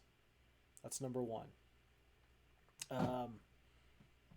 That's number one. Number two, by not focusing the Orc Chieftains and instead focusing the Ogre Lords, I misprioritized. I should have prioritized the damage per second. I should have prioritized which stack would be doing the most damage. And essentially I got stuck on the tanks. Yeah, Ogre Lords are great and they will do damage in the long run, but even when they're doing half damage, Orc Chieftains are gonna put out damage. So I misprioritized there by a lot. And then I do have to say that there was a few times that there was two instances of morale that I can think of where Orc Chieftains got basically 2 full extra shots off. To blame this loss on 2 instances of morale is foolish. There was other mistakes that were made for sure, but the morale sure didn't help. And in fact, that's the difference, I think, between a full stack of dwarves getting the first initiative hit on the stack of Orc Chieftains and bringing their numbers down to a reasonable amount right out of the gate versus just having some of my stacks of dwarves languish and get down into like the 18 range, not really doing a lot of damage as a power stack, and not being able to really deal damage to or deal with the units around them. So I accept my loss. That was my mistake. My bad. And we're gonna recover as best as we can here. Natasha did have several artifacts. We had talked about that Wand of Negation, I think, that allowed them to not have friendly units get dispelled. Other than that, there wasn't anything that I remember being too tough. Interesting how that worked. And now this hero has to be very careful, because I thought that there was a big strong Natasha out there in the wilderness to protect me, but now she's not there. Where'd she go? I don't know. Somebody messed up. And yeah, that's that. I still need a sulfur mine. Is there a sulfur mine around here that yeah, it's this one. Go get me sulfur. I want level 5 mage guilds as soon as possible. I am going to give up this town, remember, and we're going to get back home, pick up units, and go. And as soon as I can get this cloud castle, I'm going to be feeling much better. Rats.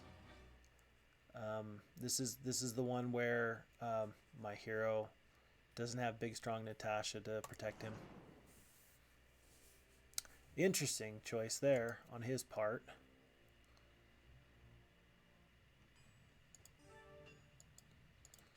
What we just saw was that Ambrose, the guy that beat Natasha, just walked through 2 sets of mummies, basically right into my other hero, who is gonna beat him. There's no way that he's gonna beat me now. I'm not gonna let him flee. He's got artifacts. If I can help it, I want to make darn sure that this guy goes down. By separating all of his orcs, he does himself a huge favor.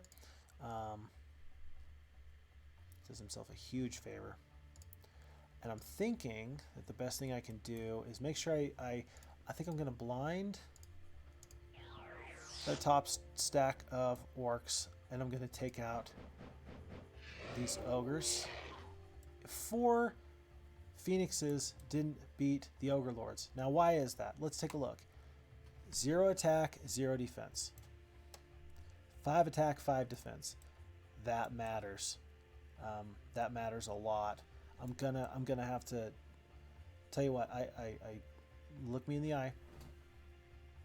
I'm gonna go do my homework, and I'm gonna go figure out the math and figure out exactly how attack and defense work, so that way I can come back into the next video and I can walk you through it a little bit. Because yeah, that's just I need to know. I need to know for me, for my purposes.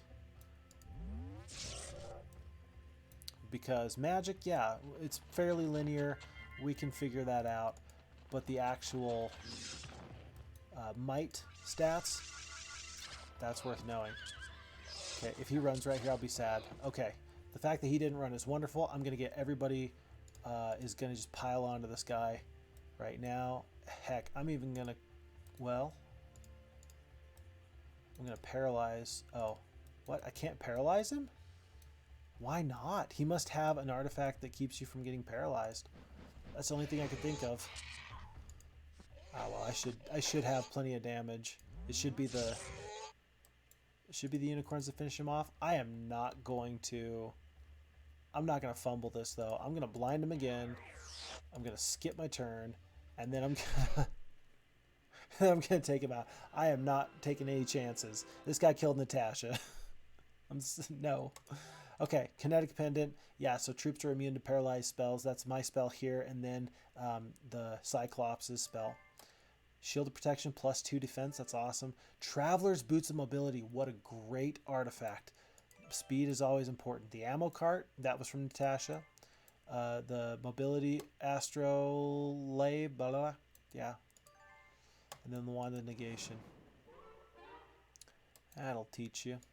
I don't want mysticism. I just don't. I'm going to visit the gazebo. I'm going to pick up the pathfinding because I think that's going to be important, and then I'm going to go get my horde of centaurs. Remember, this is my main hero. The main hero. Level 9 versus level 5. But now, any other heroes I get are going to be my gophers, and these are now officially my 2 main heroes. And I don't really regret that. While I'm here, though, I'm going to take out these halflings so that later it looks like this hero, Vatanya, is going to be my mage or my wizard representative, and then Troyan will be the representative from the sorceresses. Okay, it's day 7. Do I have any creatures I should build here?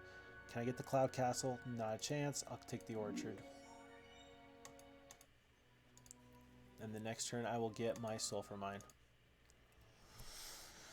Okay. Up to this point, all the scenarios that I've played in, I haven't lost a single diplomacy coming in clutch. I haven't had a single... I'll take it. I haven't had a single loss as far as castles, because losing a castle in smaller maps really meant total defeat. I guess in the previous map for the Dwarven award scenario, I lost 1 Dwarven town. It's not a terrible thing to lose a couple heroes. It's not a terrible thing to lose a couple of towns. And so with that being said, yeah, I've lost something here, but when I'm fighting 4 enemies, a little bit of pushback just lets you know that you're still alive. It lets you know that you're playing a good game that's actually fun. If I'm walking over everybody, that's not fun. That's not fun. So it's nice to just kind of, have adequate enemies here. I don't think the AI is doing a terrible job. Sure, they're relying a lot on swarming to really make the difficulty work. I think, but I'm fine with it. I'm so fine with it. I have to upgrade these dwarves somehow. Where's that fort? I've got to go north to get this hill fort, unfortunately. I don't want to, but I'm going to have to. I'm not going to buy the pixies. I'm not going to buy the pixies. I'm not going to bring along these battle dwarves. I am going to buy the lower version because I'm going to upgrade them for free up there. And once I get this huge stack of dwarves upgraded, then I'll be fine, because then I can purchase, I can bring these ones in, and I can do all that. Otherwise, I've got a choice to make. I've got 6 creatures and only 5 spots in my army, and the one I'm going to leave out are the sprites. It kind of sucks to lose a flyer that can have some utility, but the alternative is I leave what, 5 unicorns. I'm not going to leave any stacks of my shooters, so that should tell you about everything you need to know about my priorities. It's going to be her job to clear out Luna, and we're going to go back down south, and, well, no, because we got to go north to get the dwarves upgraded. So I guess we're going to start following this road. Do I need spells? Yeah, I've got 3 out of 90 spell power. I can only travel 3 steps outside my castle anyway. I'm just going to wait. Yeah, I'm going to fight this battle for free. I'll take the sulfur. Do I need the sulfur on the ground here? Yeah, it's the resource I have the least of. I'll kill the peasants. Pick up the sulfur. Ooh, the treasure chest has an ice cloak, so if they do like a cold ray or something like that, I take, I think it's half damage. Yeah, I take half damage. I don't know what information the Oracle would give me that I don't already have. I think it'll be fine to pick it up and just see what we have. So, number of towns. Wow, okay. So I'm still number 1 in number of castles. I'm tied with Green, though. So Green upgraded that 1 town that was the Warlock. We saw him do it. So Green now has 2 castles. I have 2 castles. And then Yellow and Orange both have an extra town on top of that. But they only have 1 castle each. 1 castle and 2 towns. I have the least amount of heroes. So even though I killed a bunch of heroes, the enemy has been replacing them, which is interesting, and I like that. I think that the AI is probably saying to themselves, look, there's a lot of map here. More heroes means I can cover it, and it's annoying for me in a good way, I think. Annoying in the sense that I have to have kind of like some static defenses, otherwise they're just going to run willy-nilly into my territory. And one thing that is emphasized in Heroes of Might and Magic 3, not so much in Heroes 2, is having extra heroes just to get the weekly replenishable map, adventure map objects, like the windmill, like the water wheel. I mean, that adds up. That's, say it's 5 ore a week and say it's 1,000 gold a week there, it adds up very, very quickly. And so you might as well have heroes that can actually collect that and continually generate those resources. Right now, I think I have enough gold. I'm not too worried about it. I'm not worried about ore per se. I should probably make sure that I have someone devoted to getting these windmills, though, because it doesn't have to be just ore. It can be something else. We have to stay here overnight. Let's go back in here and just see anything else. I do have the most artifacts, and I have the best army strength. I have the best income. So I'm the top dog right now, but again, I'm fighting 4 who are allied against me. That's a little concerning.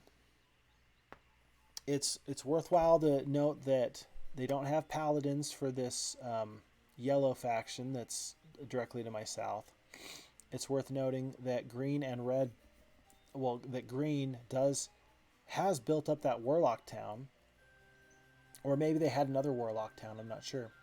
But they do have the hydras.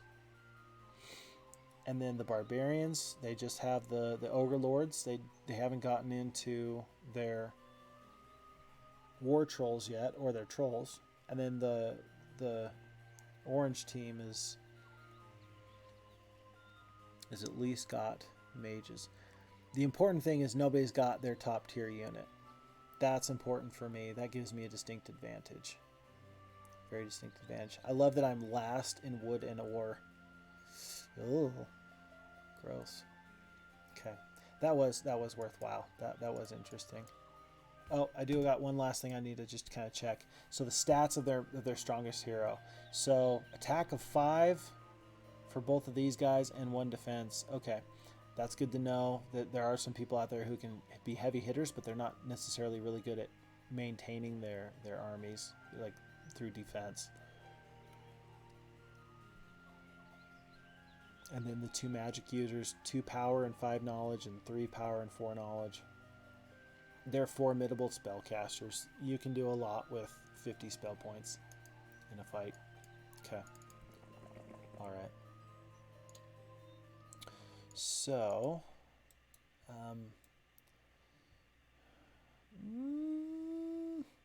it's day 2, so we don't need to get the Cloud Castle now. It's just not that big of a priority. I will get the marketplace.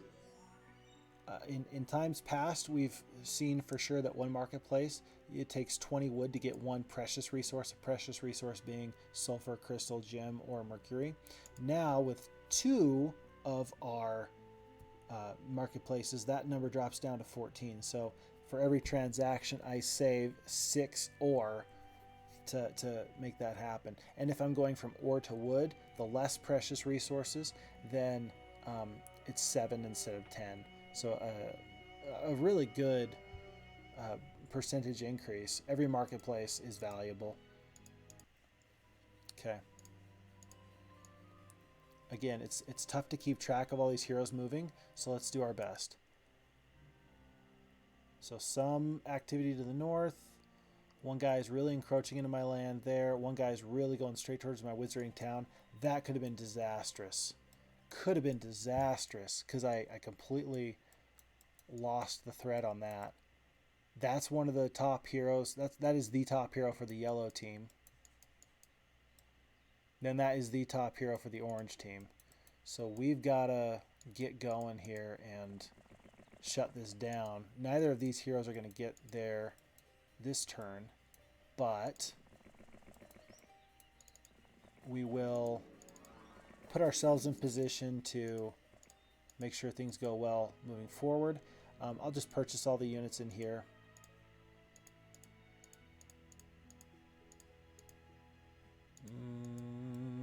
Yes, I will. Yes, I will. Should I get giants right now?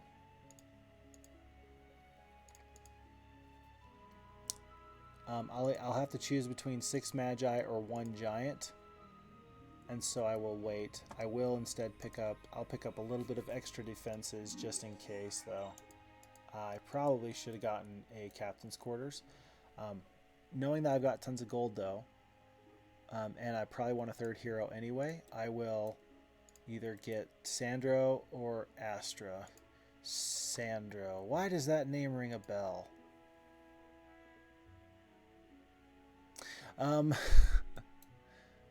Yeah, we'll pick up Sandro because he's just so nifty looking. Even though I could use these sorceresses troops, I'm gonna make the aesthetic choice and go with Sandro. But I am totally also going to dismiss his skeletons and his zombies. I don't want them in my army. Keep them far, far away from my other troops. Otherwise, he's there right now just to defend and be a thorn in this person's side. Okay. I'm going to end my turn.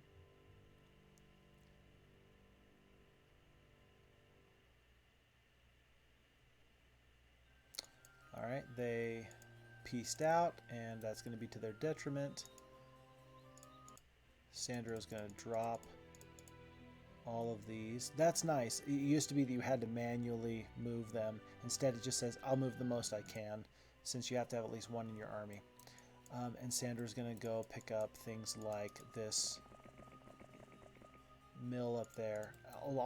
Even though he's not a main hero, if we can get free experience at the gazebo, maybe he can get logistics or something if he levels up.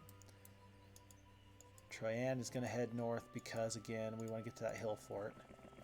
And I trust that Vitania can deal with Luna. The enemy has fled. This is their main hero. Maybe I can do better. And maybe I can get some artifacts or something like that. Priorities here is the 4 Magi. Sometimes you have to wonder, should I send the Phoenixes across the board because they might get killed or take a lot of damage? Right now, it'll be fine. There's nothing here I'm super worried about. And so, remembering that there's no melee penalty for the Magi, which is better to kill? 4 rocks doing 4 to 8 damage, or 5 rocks doing 4 to 8, or 4 Magi doing 7 to 9. Let's just take out the Magi. Even though the rocks can fly across and cause some issues there. Well, can 4 Phoenixes kill 5 rocks? Yeah, they probably can. They probably can. Let's give it a try. Oh, never mind. I'm bad at math. So bad at math. And then we'll see if we can kill the rest of this stack. First, though, I'm going to cast Cold Ray and take out as many of the halflings as possible. How many is possible? The answer is all of them. With nothing to defend, the rocks go across the battle. Across the battlefield. And then the Iron Golems said, nah, this is a little too gross for us. We're just going to leave. These vampires, these skeletons, and these Medusas are all a fake comfort. When an army like this can just roll right through them and surprise you, you think, oh, nobody's going to come through here anytime soon. Not true. Not true. They can come through anytime. Phineas kind of wasted his time there and didn't really push into our territory. But this is the red strongest hero. This is yellow strongest hero. I just took out orange's strongest hero.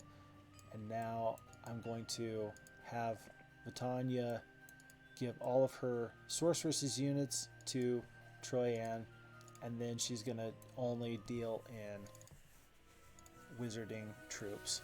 I'm going to pick up the Cloud Castle. And now I know that I've got 6th level unit for sorceresses and the 6th level unit for wizards. I'm in a good spot. Let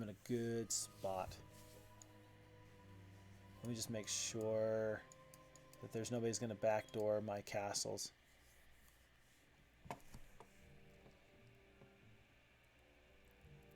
Okay. Tanya's got to go first so that she can make sure everything gets over there. Now this is the question, and it's a very important question. How do we divvy up these artifacts? So because they're both main heroes right now. However, who is more of the main hero? It's certainly going to be Troyan, because she's got more growth of sorceress type units. She's got a stack of 141 soon-to-be battle dwarves. The stronger hero is absolutely Troyan. And so, we're going to make sure that they have everything that they need to be successful and really adventure out and take enemy towns and things like that. Whereas Vitania is probably just going to make sure that we maintain everything we have at home until it's time to push out. Maybe if Troyan goes north, eventually Vitania will go south. So that means that my main adventure is going to want the Boots of Speed.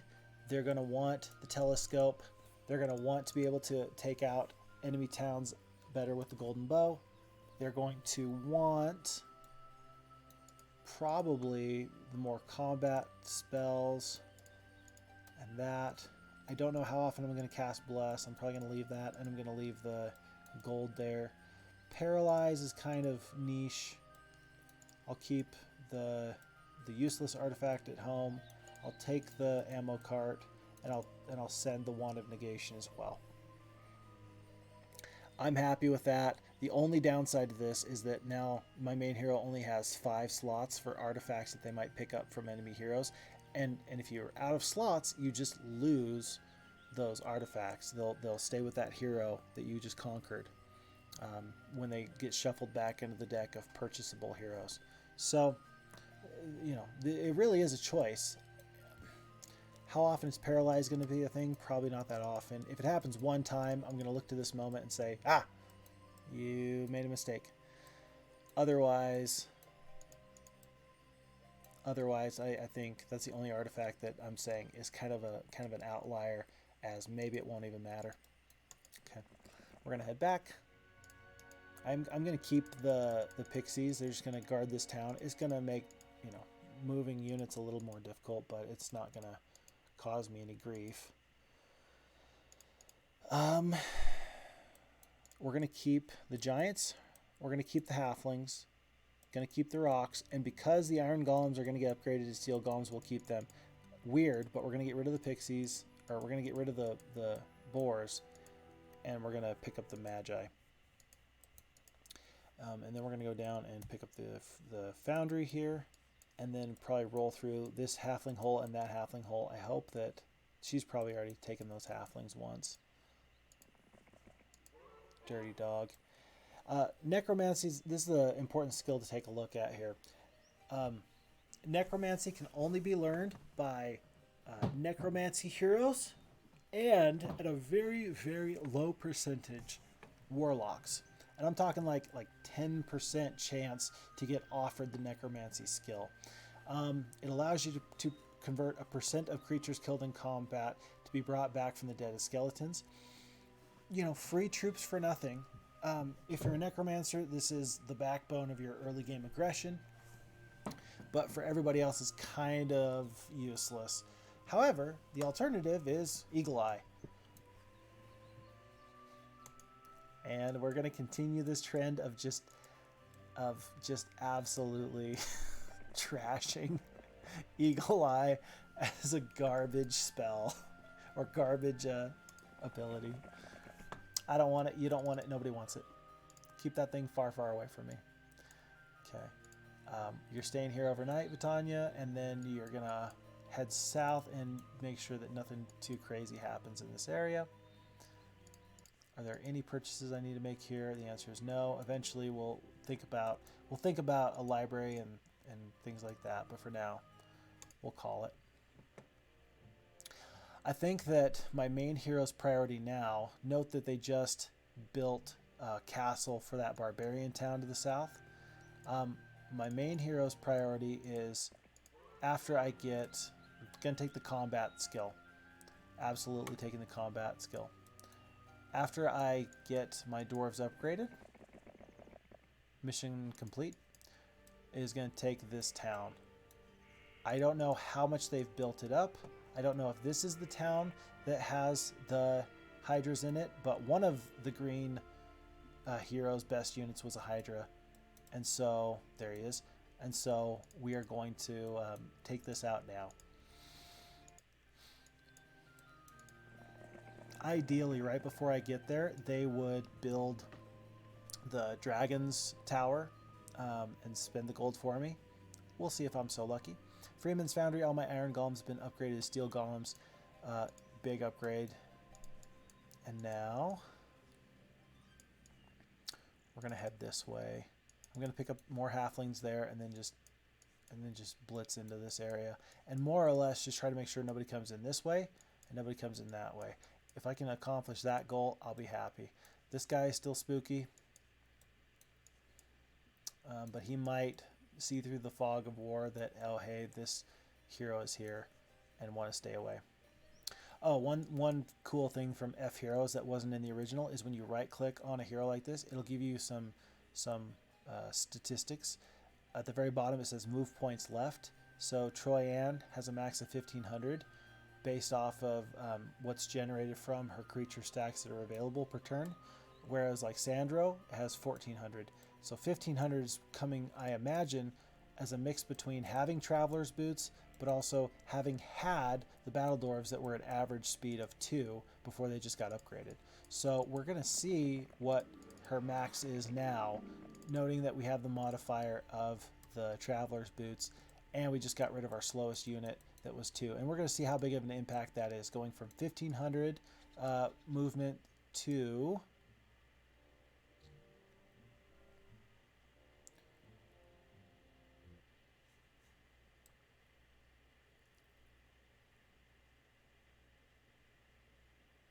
Okay, fix Fox out. No. I'm just kidding. I don't know why that didn't get adjusted. That should have absolutely gotten adjusted. My slowest unit was the dwarves at speed 2. And then it just got increased. You know what I bet? I bet that it said that my max speed, my max move points was like 1400 or 1300. And then once my slowest unit in the army increased, then it kicked it into 1500. It probably adjusted it before my before the next turn. I thought it would adjust I thought it would recalculate at the end of the turn when it replenished. I guess it recalculated middle of the deal. I guess, well, for example, Vitania, 1210. And our slowest unit is probably the halfling at 3 and the steel golems. We'll check. Because what I'll do is I'll get more of these halflings, and then she's got to stop in to get spells at the spell guild anyway. We'll check to see if it updates in real time. It's got to. Otherwise, everything I know about this game is just getting thrown out the window. This is Red's toughest hero. The enemy has fled. Let me see if I can prevent that from happening.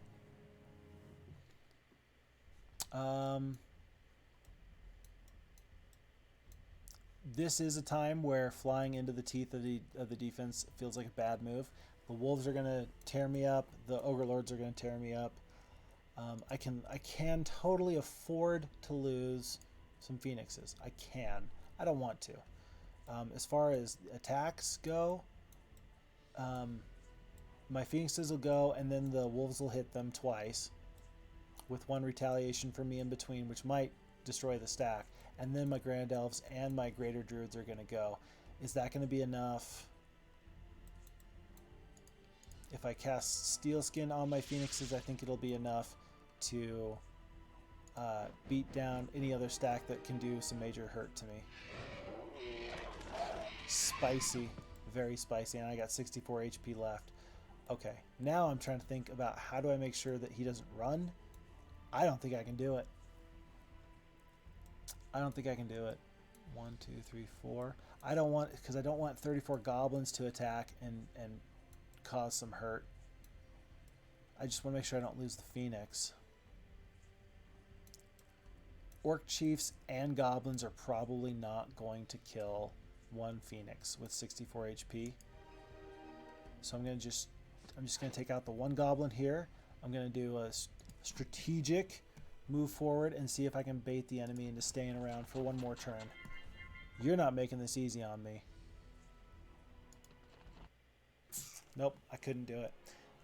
It doesn't hurt me in the sense that it's not like he keeps 34 goblins and all these orc chieftains I could have done damage to.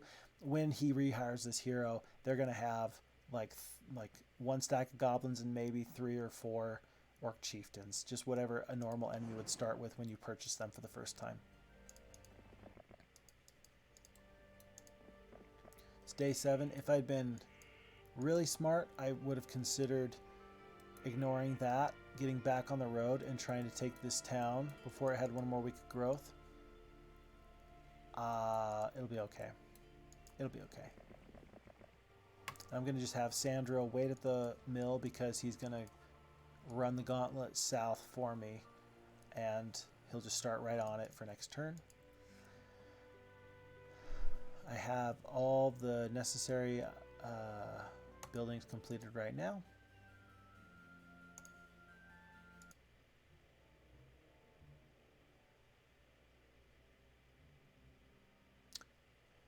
And paladin growth. So if the knights have got their 6th level creature, then that's a little tough. There's no way I'm fighting.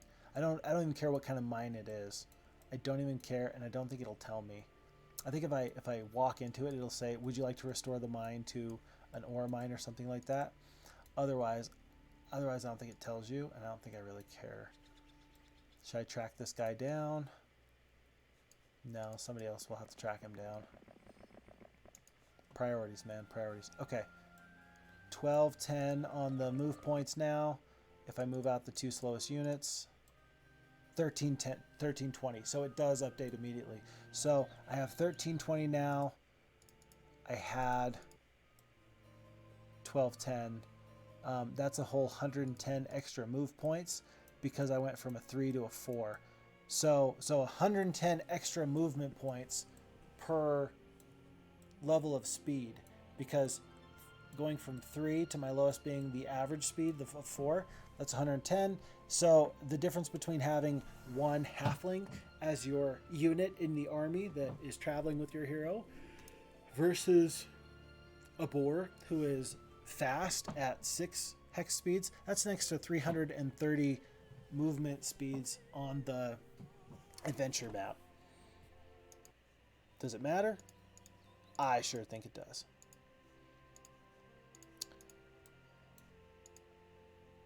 For some reason, oh, they took my gems. That explains it. They're not going to hurt me, they're not going to hurt me, and you're not going to run by me. I mean, well, they could. They could run by me. I will buy the phoenixes because they're not going to be able to do much to a pack of phoenixes in there. I'll hit the space bar, use that hotkey to stay right on there and re-engage, and then head to my next replenished resource opportunity. Yeah, you better run. It looks like they purchased some minotaurs over the day. I'll take that with a castle fight. That seems like pretty reasonable wins and losses. I will take the pathfinding over the leadership. Leadership is good, but I think that the movement points right now are going to be the most important. Yep, they did pick up minotaurs, but this is not the castle that has a swamp. So somewhere else there's hydras that we need to follow up with. I'm not going to build anything in here because I don't really care too much if I keep this town or not. I'm just going to follow the roads. Ah, look at this. I'm going to follow the roads and see what else is out there. I'm also going to waste money. I say waste, but it's spending it. I'm going to spend money on this hero, Myra. I'll leave the halflings here as a deterrent for enemies. And then I'm just going to send Myra off this way to see if she can scout and help me make an informed decision about where I should go next.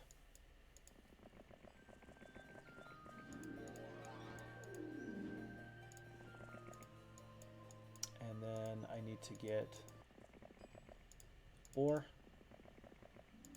pick up the free sulfur, I'll get the crystal, and then I'll get the halfling hole on my way out as I get my gems back. Because right now I've got 0 gems, and I blame them because they stole them.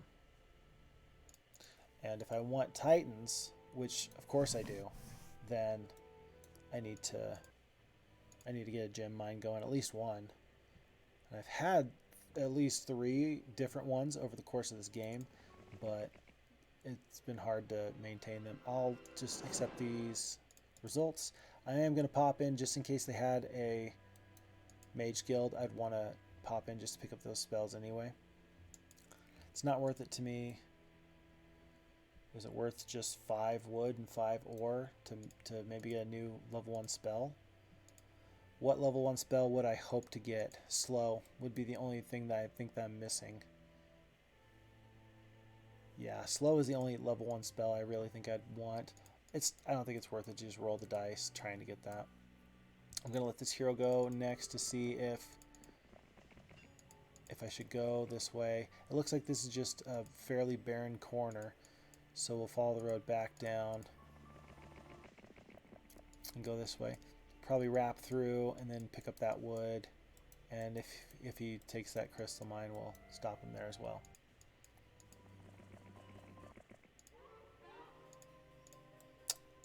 Take in some freebies there. In the future, it'll be his job to get the windmill and not one of my two main heroes. So for now, I'll pick up these halflings and return them to Vitania. Got my crystal back, pick up the halflings, and then I'll get the gems next turn.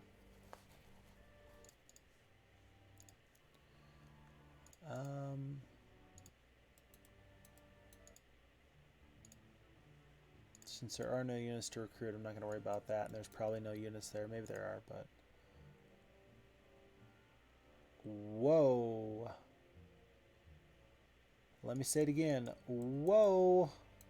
Their two strongest heroes, green strongest hero and yellow strongest hero, said, hey, let's just bust right through those vampires like we had talked about and threaten this town.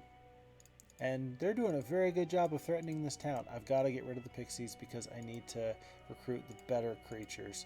I'm going to have to trade the gems to get... for the gems to get those giants. So I'm going to need 3 gems. I'll trade from the crystal. 1, 2, 3. Actually, hold on. Wait. Does this town have a marketplace? No, it does not. I'm going to do that. Does this town have a marketplace? Yes, they do. Okay, and so now my marketplace is doing really well. It's 8 non-precious resources for every 1 precious resource. And then when I'm trading across this way, it's even cheaper. Oops. It's going to be a minute before I can get the library and get upgraded magi, so I'm not going to worry about that just yet. I've already got boars here. I'm not going to get rid of the boars.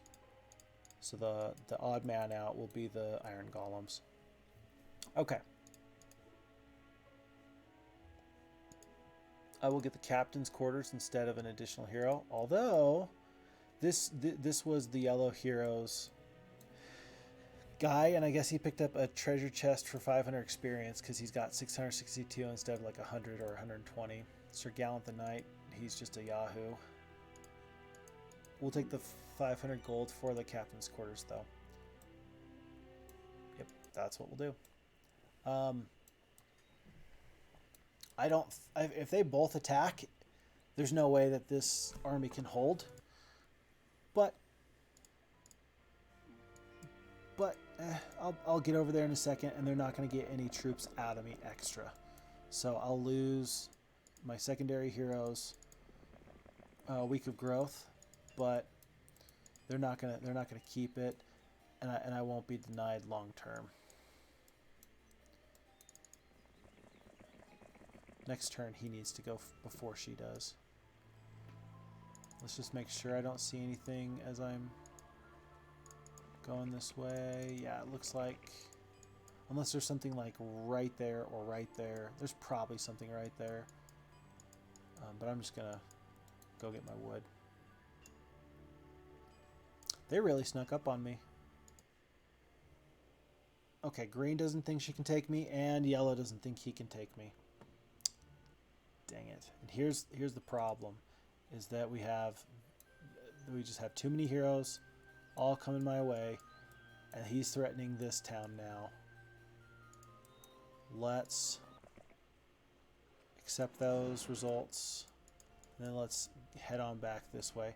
He needs to move because he's on the road, and he might be slowing this hero down by making them take a suboptimal route. I'll get him out of the way. Yeah, it's quicker to get onto the road and then move from there. I don't think he's going to be able to reach that far. That's still pretty far even with the road. But both of these guys are like, oh my gosh, here they come. Graveyard. For the first time, we're going to fight a graveyard because I don't think anybody else has. And I think I've got the stats for it. I'm going to fight it myself just so you can take a look for it. Stacks of 20 mutant zombies. Mutant zombies are not very good But in, 2, 4, 6, 8, 100 of them is not bad. I know the computer didn't lose any, but I'm going to make sure that I don't lose any by playing somewhat safe.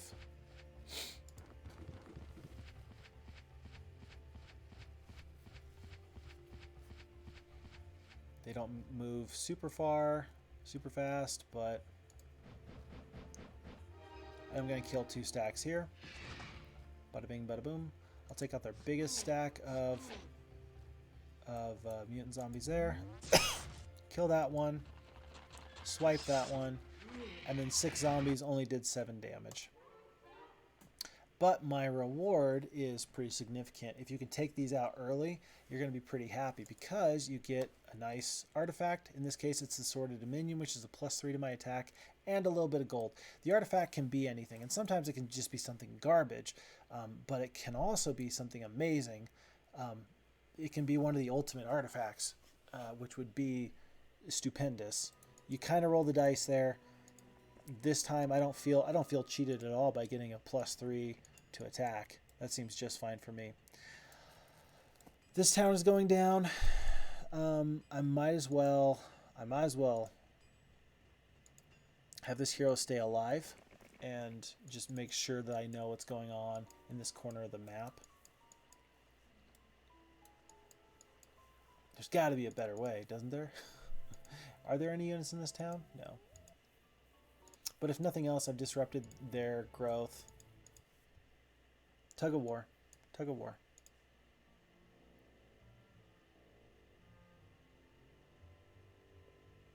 Okay, okay. This guy's... So, I'm just going to have him run and stay safe. I'm going to have them run and stay safe. Aha. And then take out the biggest threat. I would like to take out him too, but this is really my priority. Wow, took out a giant. Let's fight this battle. This is Yellow's strongest hero. Yellow's strongest hero is right here, right now. And they have 6 attack. So anytime they touch my guys, it's going to be, what was that old TV show, Touched by an Angel? You remember that? That was a good show, man. That was a good show. That was, hey, I'm sick and I can't go to school, daytime television watching. That was right up there with Days of Our Lives. I'm guessing that... So the champions are going to take aggro from pretty much everybody here, except for the rocks.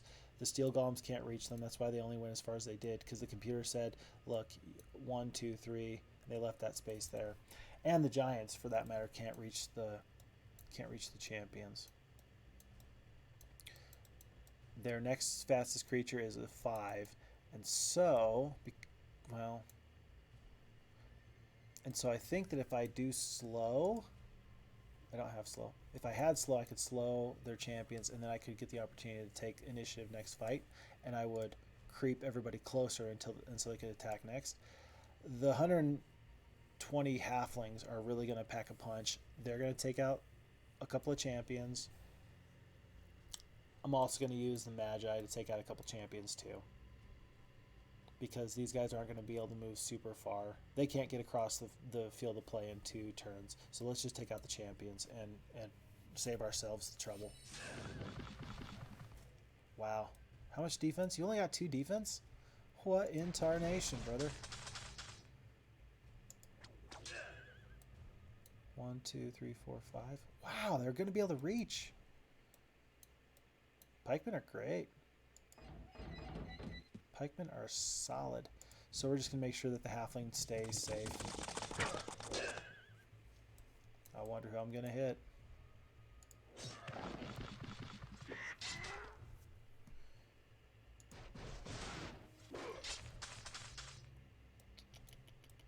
We're going to go for the big stack of swordsmen.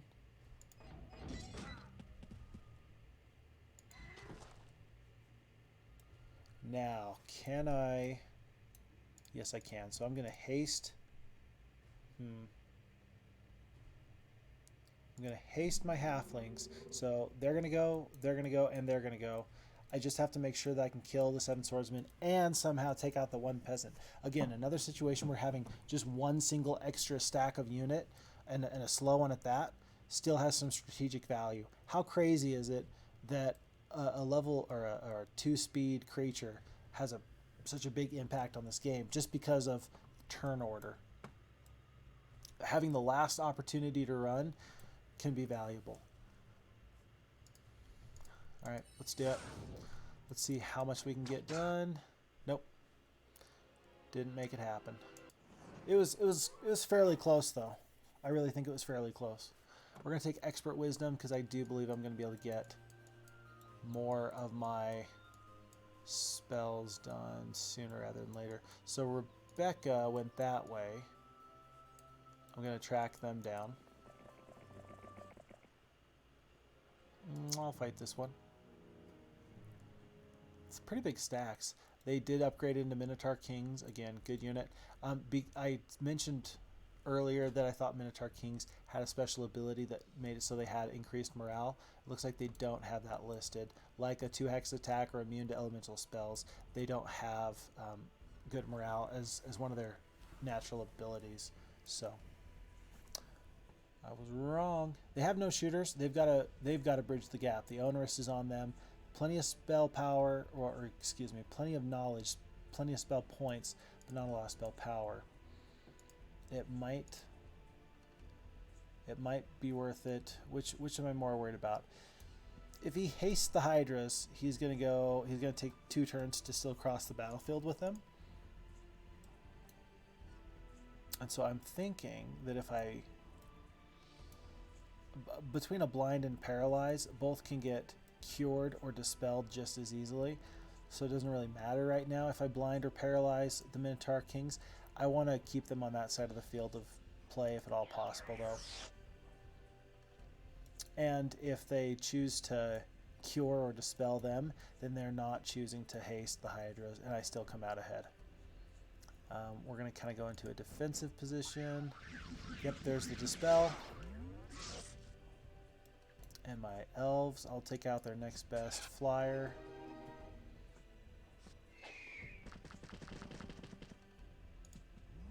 Did they just wait with those gargoyles? Okay. I thought that maybe they just waited and I was a little confused. Yeah, well, it's weird to have 13 unicorns just there to take out 1 gargoyle, but so be it. If I bless my phoenixes, they're going to do 40 damage each. And with the initiative on these Minotaur Kings, I think that that's going to be the best choice because the Minotaur Kings are going next. Yep. And now we're just going to try and shoot these Hydras down. The only thing I could be worried about would be 1 spell. The strongest spell for Hydras, yep, there we go. The strongest spell for Hydras is the teleport spell. You left click on the Hydra with the teleport, and then you click where on the map you want the Hydra to be teleported to. And all of a sudden, this big slow unit has its worst deficiency covered up. I don't want him to take my gem mine. There's no other real threats other than, I think, where'd he go? There he is. Rathmont is kind of creeping around up here. He didn't end up taking that crystal mine though, so that's nice. Let's see. I'm not building up this town or this town.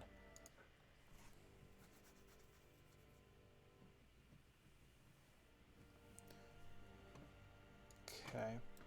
Looks like he's looking to hit that town next. And so because he's going to take it, but he's not going to be able to get the creature growth when I take it next turn. Stay 7 now. He's just not going to get the bonuses. Enemies fled. 104 halflings. Can I do better? I'd like to try. He's got to just have some spell, doesn't he? No, he's got 1 spell power. What in the world killed 100 halflings? What killed 100 halflings? What killed 100 halflings? I'm going to haste these halflings so they can go before anything else can really give me grief. If he runs, and that's fine. But don't kill 100 halflings. Yeah. Yeah, just run. Just run. Day 7, I'm going to sit on this windmill and start my long journey north soon. Oh, you're like, oh, I'm going to get you, Luna. Psych, do you want to really fight 38 dwarves? And I got a feeling that Luna's going to be like, yeah, I'll still fight you. Like, I don't care. And I'm like, I wish you did. Okay. Yellow has somehow gotten fairly large and in charge. The whole south is pretty much theirs. Interesting how that works. I still don't have any troops to buy. And end of the turn. That was... I shouldn't have clicked so fast. Yeah, that's about as good as I can do with Myra. I shouldn't have clicked so fast on this one because he lost 2 Hydras. And the reason why he lost any units at all was because this town does have some turrets. I'll accept that. I knew this was going to be an easy fight. But I get a +2 to my spell power. That's excellent. +1 to my defense for the Defender's Helm. +1 luck. Yeah. Okay, and I still have 2 artifact slots left open. Little scary because I don't want to lose a really good artifact just because I didn't have space for it. Should we pop in? There's no reason to pop in. We've already popped in. Let's see if we can get... We'll take out this town as quickly as possible. Let's see. There's Phineas again. I don't think this army is big enough to simply run over people with impunity. So we're going to play a little cautious, especially since if my second hero, my defender hero, goes down, I'm really going to be in trouble. Then I'll have to rethink all my strategy. I may have to pull my adventuring hero back to defend. It may be worth it right now to combine armies to say drop the rocks or drop the iron or the steel golems and pick up, 6 phoenixes. The only downside of that is that then I don't have defenders who are static in that castle. But I think I can fight a battle on 2 fronts with the armies I have at play. These guys are just... that bitch. How could she? How could she? It wasn't my fault. It was totally my fault. It was my fault. I remember Natasha. I think you do too. She's back. People never stay dead around here. Oh boy. Alrighty. That's pretty much all I can do for this turn though. Yeah, that's pretty much all I can do for this turn. Nifty. Okay. I'll accept those results. I'll take the expert archery, and red's been vanquished. Awesome. So 1 player out of the game. Perfect. The only weird thing about that is that because all these other 4 heroes or these 4 factions were allied, then what we may find is that they were fighting amongst themselves in the sense that they were flagging mines or taking dwellings, and then thus dividing the resources betwixt them. If there's less heroes trying to lay claim to certain adventure map objects, then it could be that somebody else can get stronger and like kind of just push forward and just advance further. I do want to take her out. I just want to really defend this town. I don't want her to jump in and then get some free defensive stats. Have to kill her in her town. I do think I'm going to do that, by the way. What I was talking about earlier by combining forces. I'm gonna leave all these other creatures to defend this town, just in case somebody weak gets by. Otherwise, we're just gonna go, and we're gonna fight a war on 2 fronts. Plenty of spell power. Should be fine. Natasha was trying to do something sneaky. We're not going to let her. We're going to accept these results.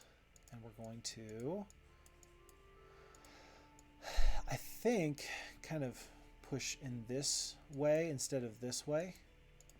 So that way nobody tries to sneak past in the way that's harder for me to defend.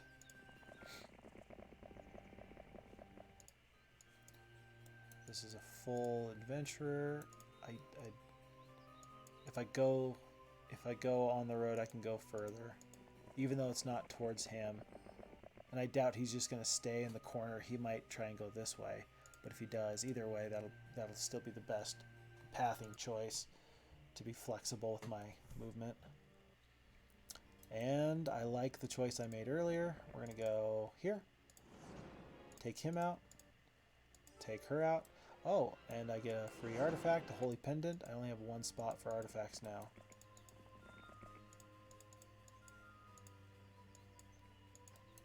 I'm going to take him out, leave no enemy behind. These might heroes, if you're noticing, are doing a great job of always taking down somebody with them.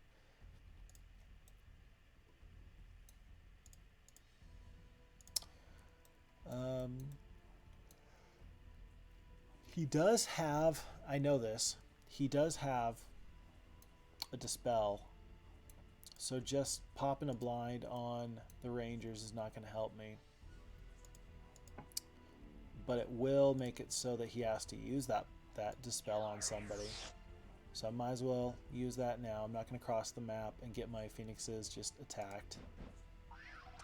We're going to wait. Take out a couple of these guys. Now, since everybody else moved that way, I'll let my rocks dive. Giants will stop the champions from making any more progress there. And so then the primary concern is this stack of veteran pikemen. So interesting. We had ultra fast speed 7 and ultra fast speed 7 Phoenixes, the two fastest units in the game. Since I was attacking, I got the initiative and I got to go first. And this time, in the second round, the champions went first. And he took the opportunity to slow my Phoenixes.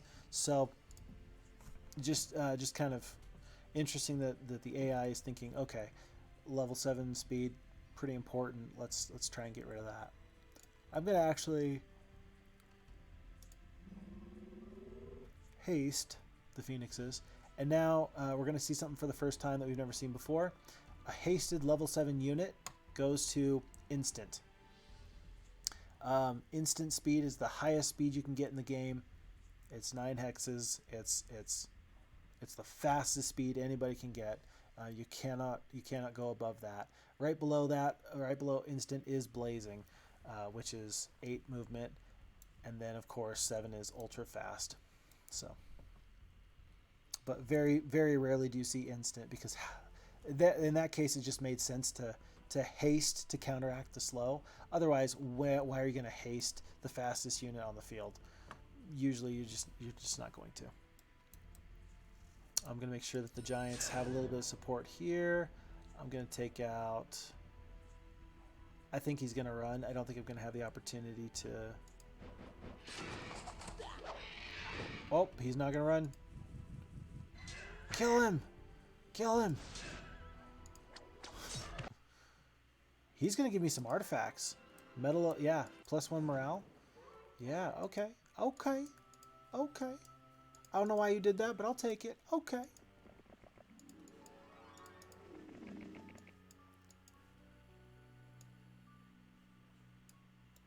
Rebecca's right here. Rather than go back and defend this, I'm going to just spend to defend this one and the barbarian town to the north as much as I can. And then by doing that, I can go forward and maybe take Green's castle. They got to have a castle in there somewhere. Okay. Before I forget, I have to buy... Oh, there's no way to buy. Is it worth it to buy a hero? Nah. No, I'm just going to lose that. That means I got to be careful with Sandro. I don't want him to just die needlessly. The Xanadu is not open to my secondary hero. Level 7 and still not good enough. But definitely strong enough to take out some of these other towns. There's a flag there. I should probably go... if I go left, then I'm not going to be able to see if there is something over here I really need to take out. So I better be thorough and go right. Okay. They picked up that free town. I know that this person is threatening to just backdoor. Should I take the town and then circle back? That's why I have defenders. It's just for this exact situation. A horde of archers? Or a horde of rangers? This is the strongest unit in there. This is their strongest unit. Hold on. Hold up. An unknown force is being resurrected.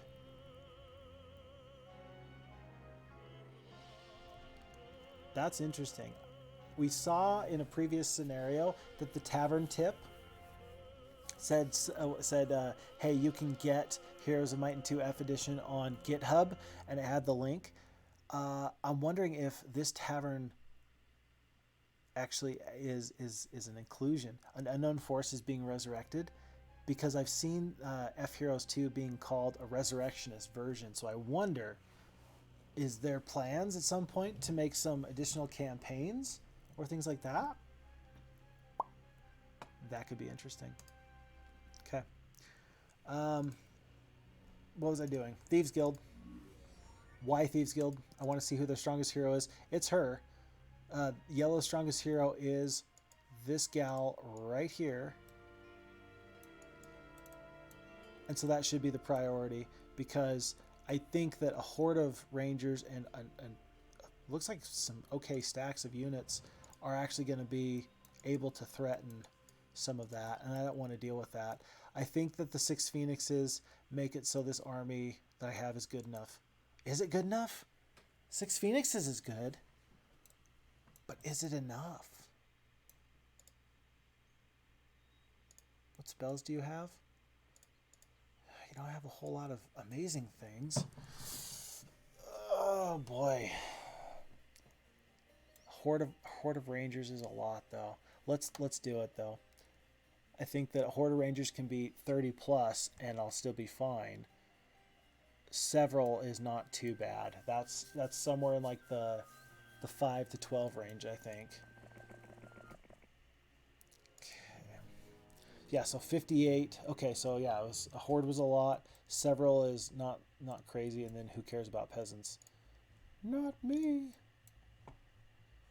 I'm going to play defensively on the Phoenixes, knowing I'm probably going to paralyze or blind the Rangers. There's the slow. There's the paralyze. Let's take out some of these champions. Yeah, let's take out the champions. It might be a little bit of a waste to use the 120 halflings just to clear out 80 hit points worth of champions, but if I don't, then they're going to get initiative again. Yeah, that was 157 damage, so I did use up some extra spell power. I will haste the Phoenixes. I will just soften up their strongest attacker. I don't want them to dispel the Rangers and then have them get a shot, so I'm just gonna take care of them right now. Okay, perfect. Wow, the peasants survived. Come on, Rocks, what are you doing? Gotta take out the peasants so they don't run. And then I'm gonna haste the Phoenixes one more time just to make sure. Okay, no artifacts, but I didn't really want them to run. I could have taken luck there, and I wouldn't have been too sad about that. The extra 10% damage on ranged units doesn't, you know, there's harder hitting power when you have luck, because luck can do much more than that. That artifact, I think it's a +3 to spell power or something like that. I'm not going to worry about that right now. A horde of greater druids, I would rather just focus on my business. I think I've got enough spell power. Let's take out the other warlock town. Does this one have dragons? He's got dragons. So now is the time to take this out. There's been no time like now. It's going to be okay. Breathe. Okay, gotta get the library so that way eventually I can get the ivory tower, and then I'll upgrade that when I can. I've got enough resources. I can probably trade for all the gems I need. And maybe I will at some point soon. I'm going to fight this one personally. 4 green dragons. So real quick, as a head-to-head comparison, 200 hit points, 25 to 50 damage, and speed of 4 on these green dragons. 20 to 40, so less damage, 100 hit points, less hit points, but also ultra fast, so a lot more speed. I think I'd take phoenixes over green dragons, but I think I'll definitely take red or black dragons over phoenixes. Same amount anyway. Now, I'm not worried about these units jumping on my phoenixes, so I'll take the initiative thinking that I'm not going to have to worry too much about the hits afterwards. I can't affect these dragons with spells, but I can affect my hardest hitter, and I can bless them. And I think I'm gonna increase the damage rather than increase the defenses is what I'm gonna do. I'm not gonna get all these dragons for sure. I might get 2 dragons, 3 dragons. I got them all. Wow, how much damage? Hold on.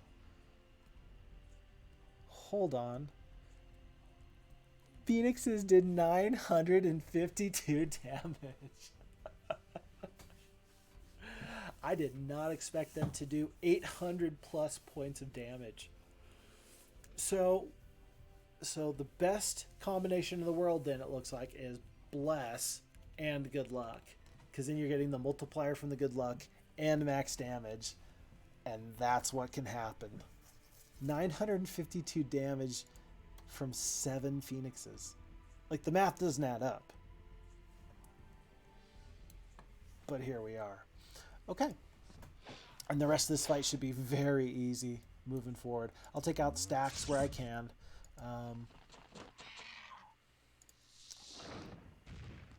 Oh boy. I feel like I just got away with something there. 72. I need a spell that'll do 70 damage. Cold Ray. That'll do it. And I'm gonna hop in because they've got a mage guild. Chain Lightning.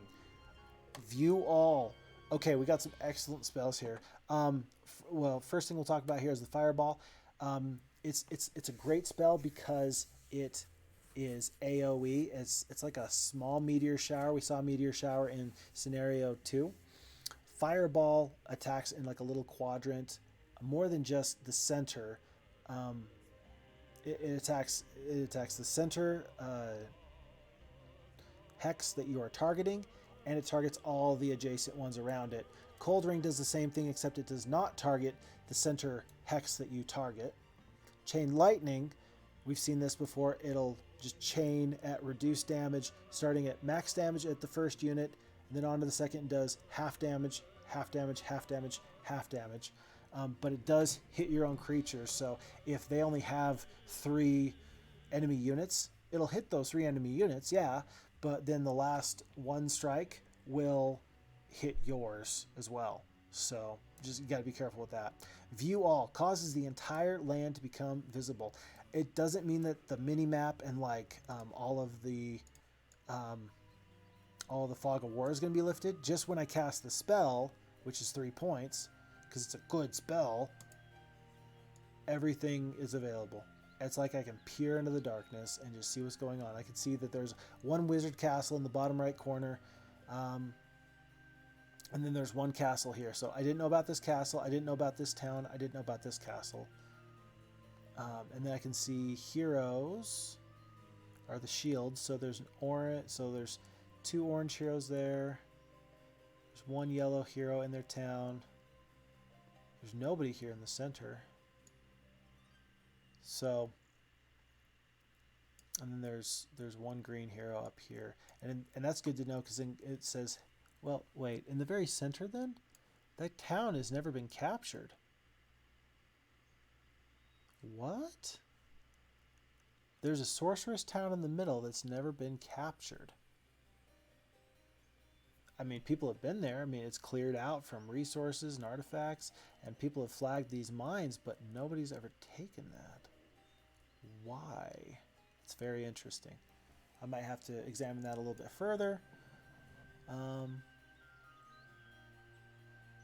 Other than that, there's this weird little artifact patch here where there's 2 artifacts, some resources on the ground, and then I don't know what's guarding it. How much can I zoom in? I can zoom out. Yeah, I'm as zoomed in as I possibly can be. So that just to the south here, I'm interested to see what is wrong with this town that nobody wants it, and what's going on here. Note that they've got. I could upgrade the red dragons right now. There's no creatures here. I'm not going to want to lose this town. I'm going to want to maintain this town. And actually, what I'm really going to want to do, watch this. We're going to spend the gems to get a level 5 spell. This is the first time we've gotten a level 5 spell in this whole playthrough, in the whole Roland campaign so far. An example of a level 5 spell is Resurrect True. So earlier at like level 3 or maybe level 4, you have the opportunity to get Resurrect. Resurrect itself will only resurrect units temporarily, restoring them to the battlefield until the end of combat. Not bad. It can totally turn the tide, and then any enemies, any losses that stack will take that was resurrected, it will take the resurrected troops first. So that way you're not resurrecting troops, losing other live troops, and then the resurrected troops just dissipate at the end of combat.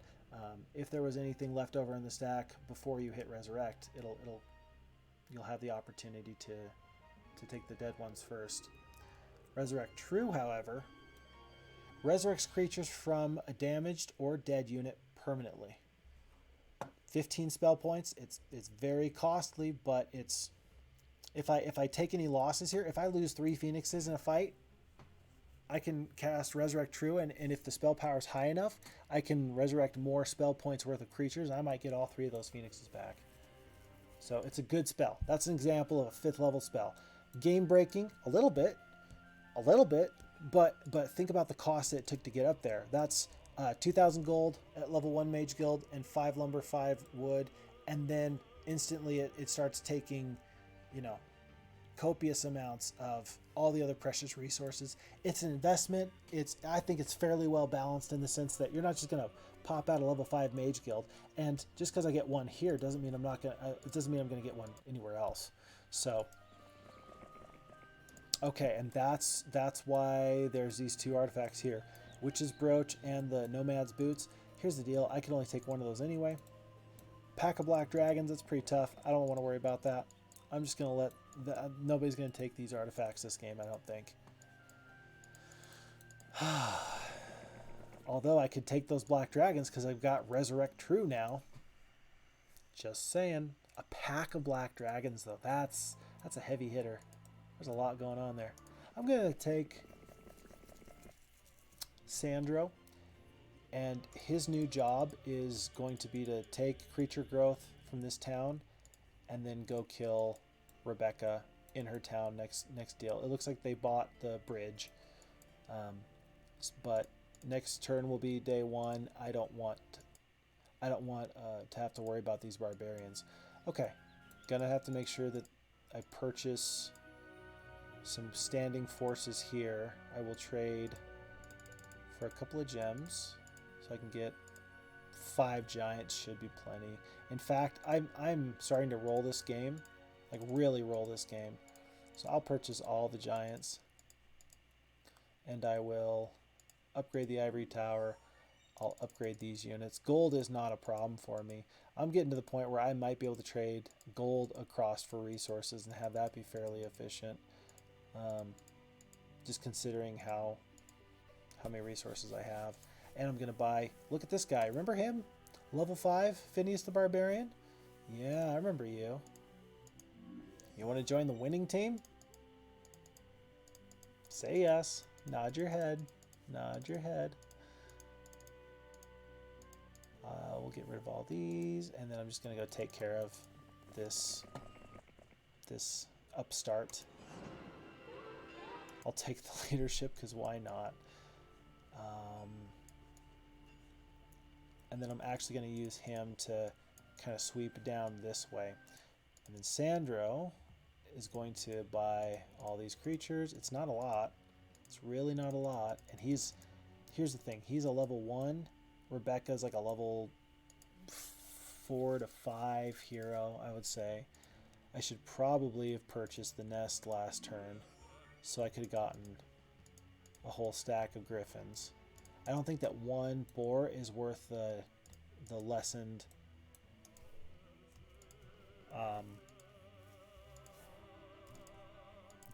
morale. I'm going to split the flyer stack instead of the minotaur stack just because it's going to be a castle attack / defense. But I think I can win this fight.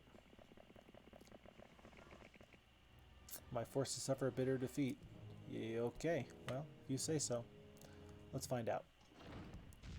Yeah, they do have full defenses. Main ballista, right turret, left turret, and the moat. This won't be an easy fight, and she's got plenty of spells. Yeah, probably a mistake. Possibly a mistake. Let's find out how bad of a mistake, though. I am not worried about their ground units.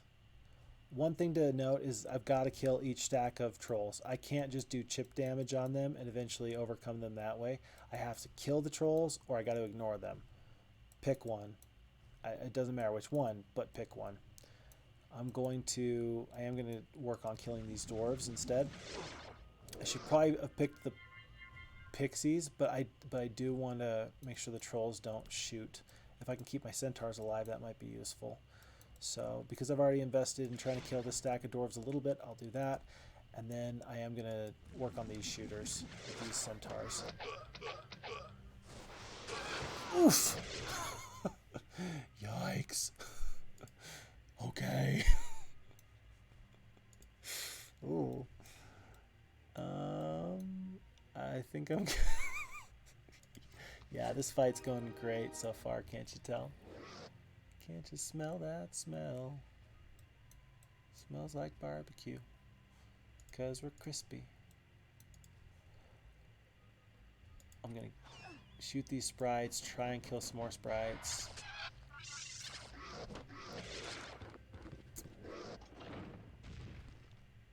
So she's got some pretty good spells, but okay, here's what I'm wondering.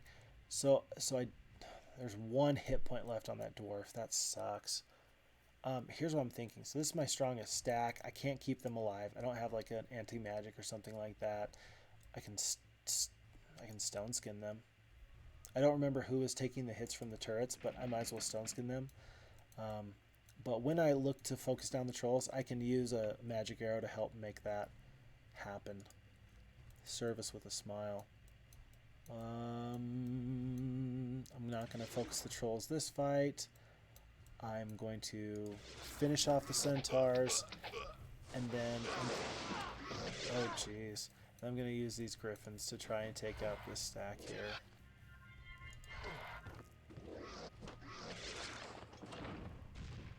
Okay, and I'm through. That's huge. It's going to take me a turn to get there, but I'm through. I will see. I'm going to wait on that magic arrow to see if these gargoyles can do 10 points of damage. They can't, and so I'm not going to waste the magic arrow. Not on them anyway. I'll waste it on this dwarf. Nice. I'm glad the dwarf didn't resist that. That would have hurt my heart.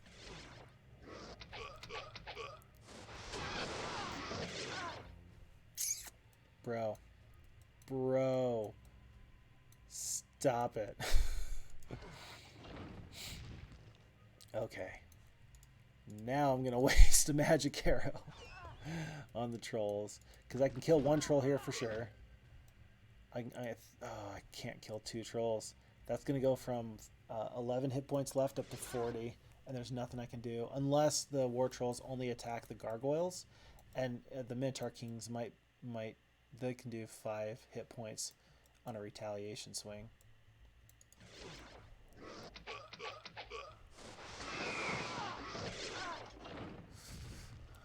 Look, 40 hit points. I gotta fight again.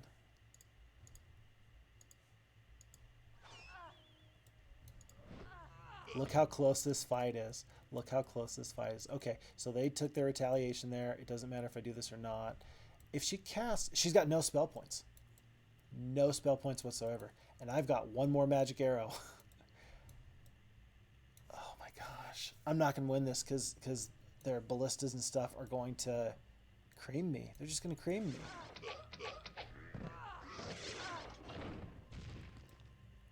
Tell you what, though. If I had one more spell power, if my magic arrow was doing 40 damage instead of 30, I would have won this fight. And we see the HP regeneration on the trolls came in huge. Huge. 8 hit points. It came down to a matter of, and I did 3 there, it came down to 5 hit points. That's how close that fight was. That is a good fight. I lost, and I'm still fine with it because it was like, you know what? That was a good fight. I'm not even mad. I'll take that. I don't want to have to fight that if I don't need to. Just in the interest of time. Okay. Serenity Pendant. So no Berserk able to be cast or administered. +1 defense, +1 morale. We'll hop in just to see if there's anything fun here. Oops. We've got the new spells. I'm not going to go spend my time flagging that gold mine. I'm just going to head straight on over in the quickest route possible to start trying to wrap this up.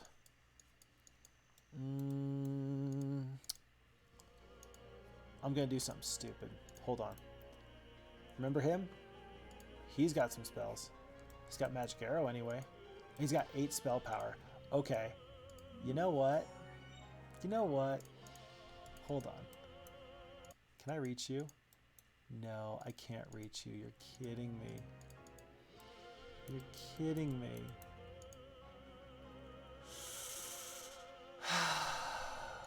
Fine. Fine. It's fine. If I could reach, I would have him go up there and magic arrow her to death. Yep, I would. But I got the feeling that I'm not going to have the opportunity once they buy a whole week's worth of units. Okay? So be it. You're just going to have to meet your doom at the hands of Phineas. I've got to, at this point, I've got to see what's wrong with this. I've got to see what's wrong with this town.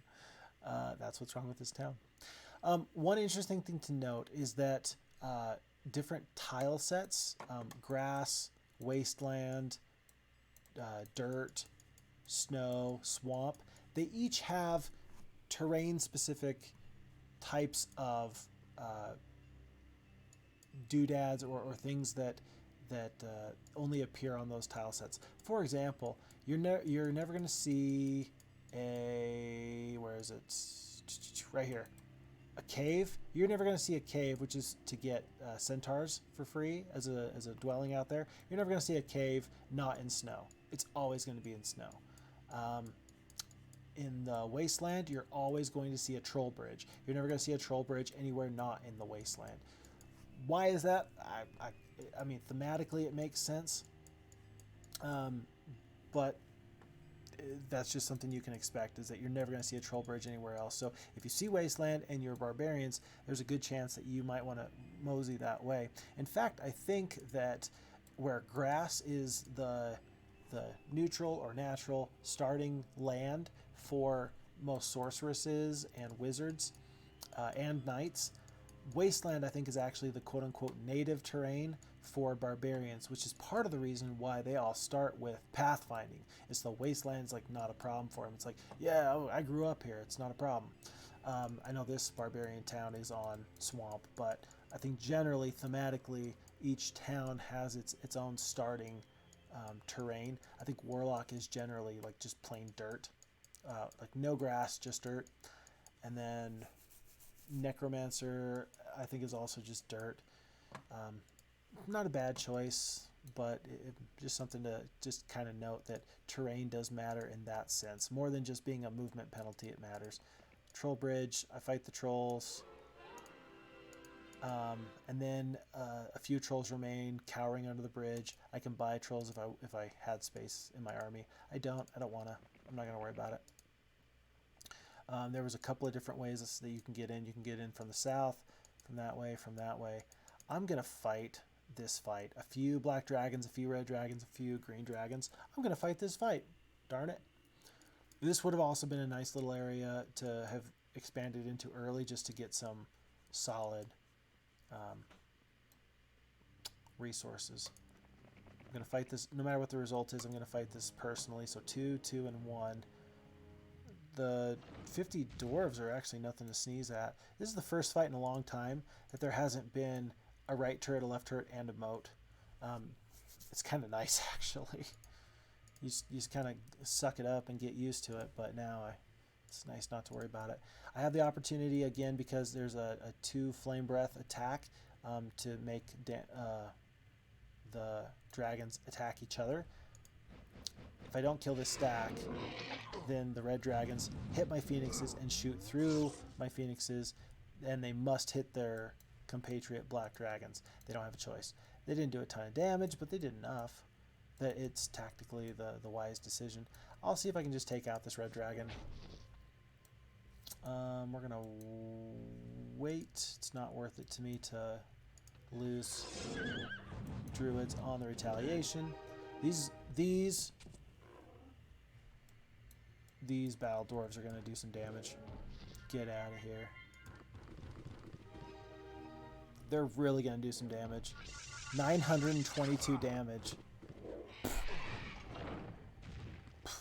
Now, 900, I mean, because remember when the Phoenixes were blessed and got good luck? They did a little more than 900 damage anyway. It's just interesting how it takes 120 some battle dwarves or all those Phoenixes to match that. I'm going to resurrect True on the Phoenixes. I know I've lost other troops, but I'm just really going to focus on keeping that Phoenix stack alive. Sometimes it makes sense to try and wait for another turn of spell casting to try and cast more resurrects. I didn't really have the opportunity there. I was trying to. If the Phoenixes hadn't retaliated and killed the dwarves, maybe I could have resurrected. I was going to plan on getting the druids. It was only 2 druids for 15 spell power. I got spell power. It's whatever. I was wondering if this town would even have like something special in it, like if it came fully equipped, like as a prize to whoever was able to overcome the dragons the quickest. Looks like it doesn't. It's just an extra ready to go town to go. Even if all it had was like a fully upgraded mage guild, that would be quite the prize. That would be quite the prize. Maybe it wouldn't have fit thematically, but just for the funsies. You know, we do stuff for funsies around here every now and again. It's not all serious. Although we can afford to be a lot more funsy now that we have 3, 4, 5, 6 towns. We just came across an artesian spring. I'm going to step on it one more time. Oh, never mind. But it indicates that we stepped on the artesian spring and we felt magic flowing through our veins. Basically, it doubles our amount of spell points. So we have 10 knowledge, a max of 100 magic points, mana. But because of that, we were able to go to full and then double it. So, as it lists here, it says, it is occasionally possible to have more than your maximum spell points via special events. The Artesian Spring is certainly one of those. And so my hero may never need to restock magic points again this game. Thundax, yeah, there's this one wizard town down there, and then there's one more village right there. If he had been able to pop out of the darkness and take this town, that would have been very sad for me. As it is, he's got 1 week's worth of creature growth. I'm just gonna have somebody go kill him. I'll pick Astra.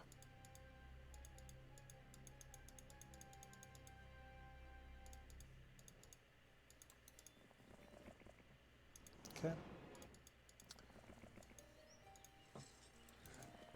I think there shouldn't be any problem here. Yep, we're just gonna take that. Yellow has been vanquished, so now there should only be green and there should be orange. In just a second, there's going to be only orange. I'm just going to take, I know that these are some losses, but I'm just going to take it. Green has now been vanquished. So when I go to my Thieves Guild, it's just me and orange. Just you and me, buddy. And in fact, you still got more wood and ore than me. What? That's got to be... No. Hold on. That has to be... That's glitched. That's glitched, because I am blue. Oh, wait. I have to remember. Towns and castles are different. Towns is villages. Castles are castles. So, yeah. It's not glitched. They have 1 castle and 1 town. I have no towns. I've got all castles. Spiffing. For a second, I was about to lose my mind. I'm glad I didn't. Gotta keep my cool. All right, and all armies are going to converge in the desert. This is the first time we've actually seen this other terrain. This is volcanic. I can't think off the top of my head of, or well, lava, I guess. I can't think of any specific doodads for lava, but I think that by now we've seen every possible tile set that they have. Lava was, I think, the last one. Lava and Wasteland were the last 2. So we're not even going to worry moving them. I'm just going to go exploring here. I'll let my main heroes clean up. There's one.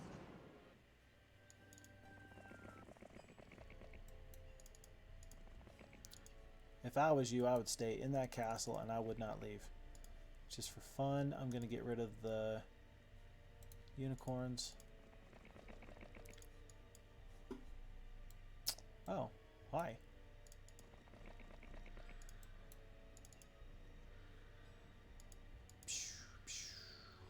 And the final battle hero is going to consist of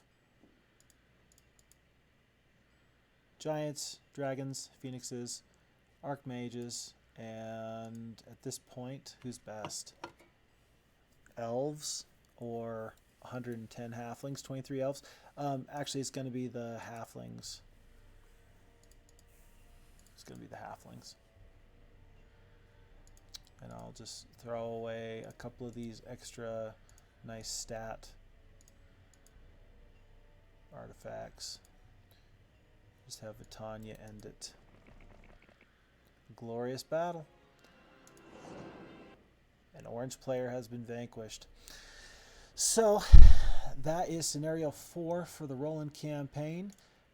The enemy is beaten. Your side has triumphed. We're going to click through that intro and we're going to play that again next turn. Now, I'm excited because we've got this fun little thing here. What in the world? Scenario number 5 is called Turning Point. Your enemies are allied against you and start close by. Be ready to come out fighting. But then what's this? We've got this beautiful shield and now we have betrayal. Ooh. We'll talk about this next time. Thanks for being with me today. This was fantastic. And I'm looking forward to figuring out what's going on in this next choice that we have here. With that being said, we'll see you next time. Fix Fox out.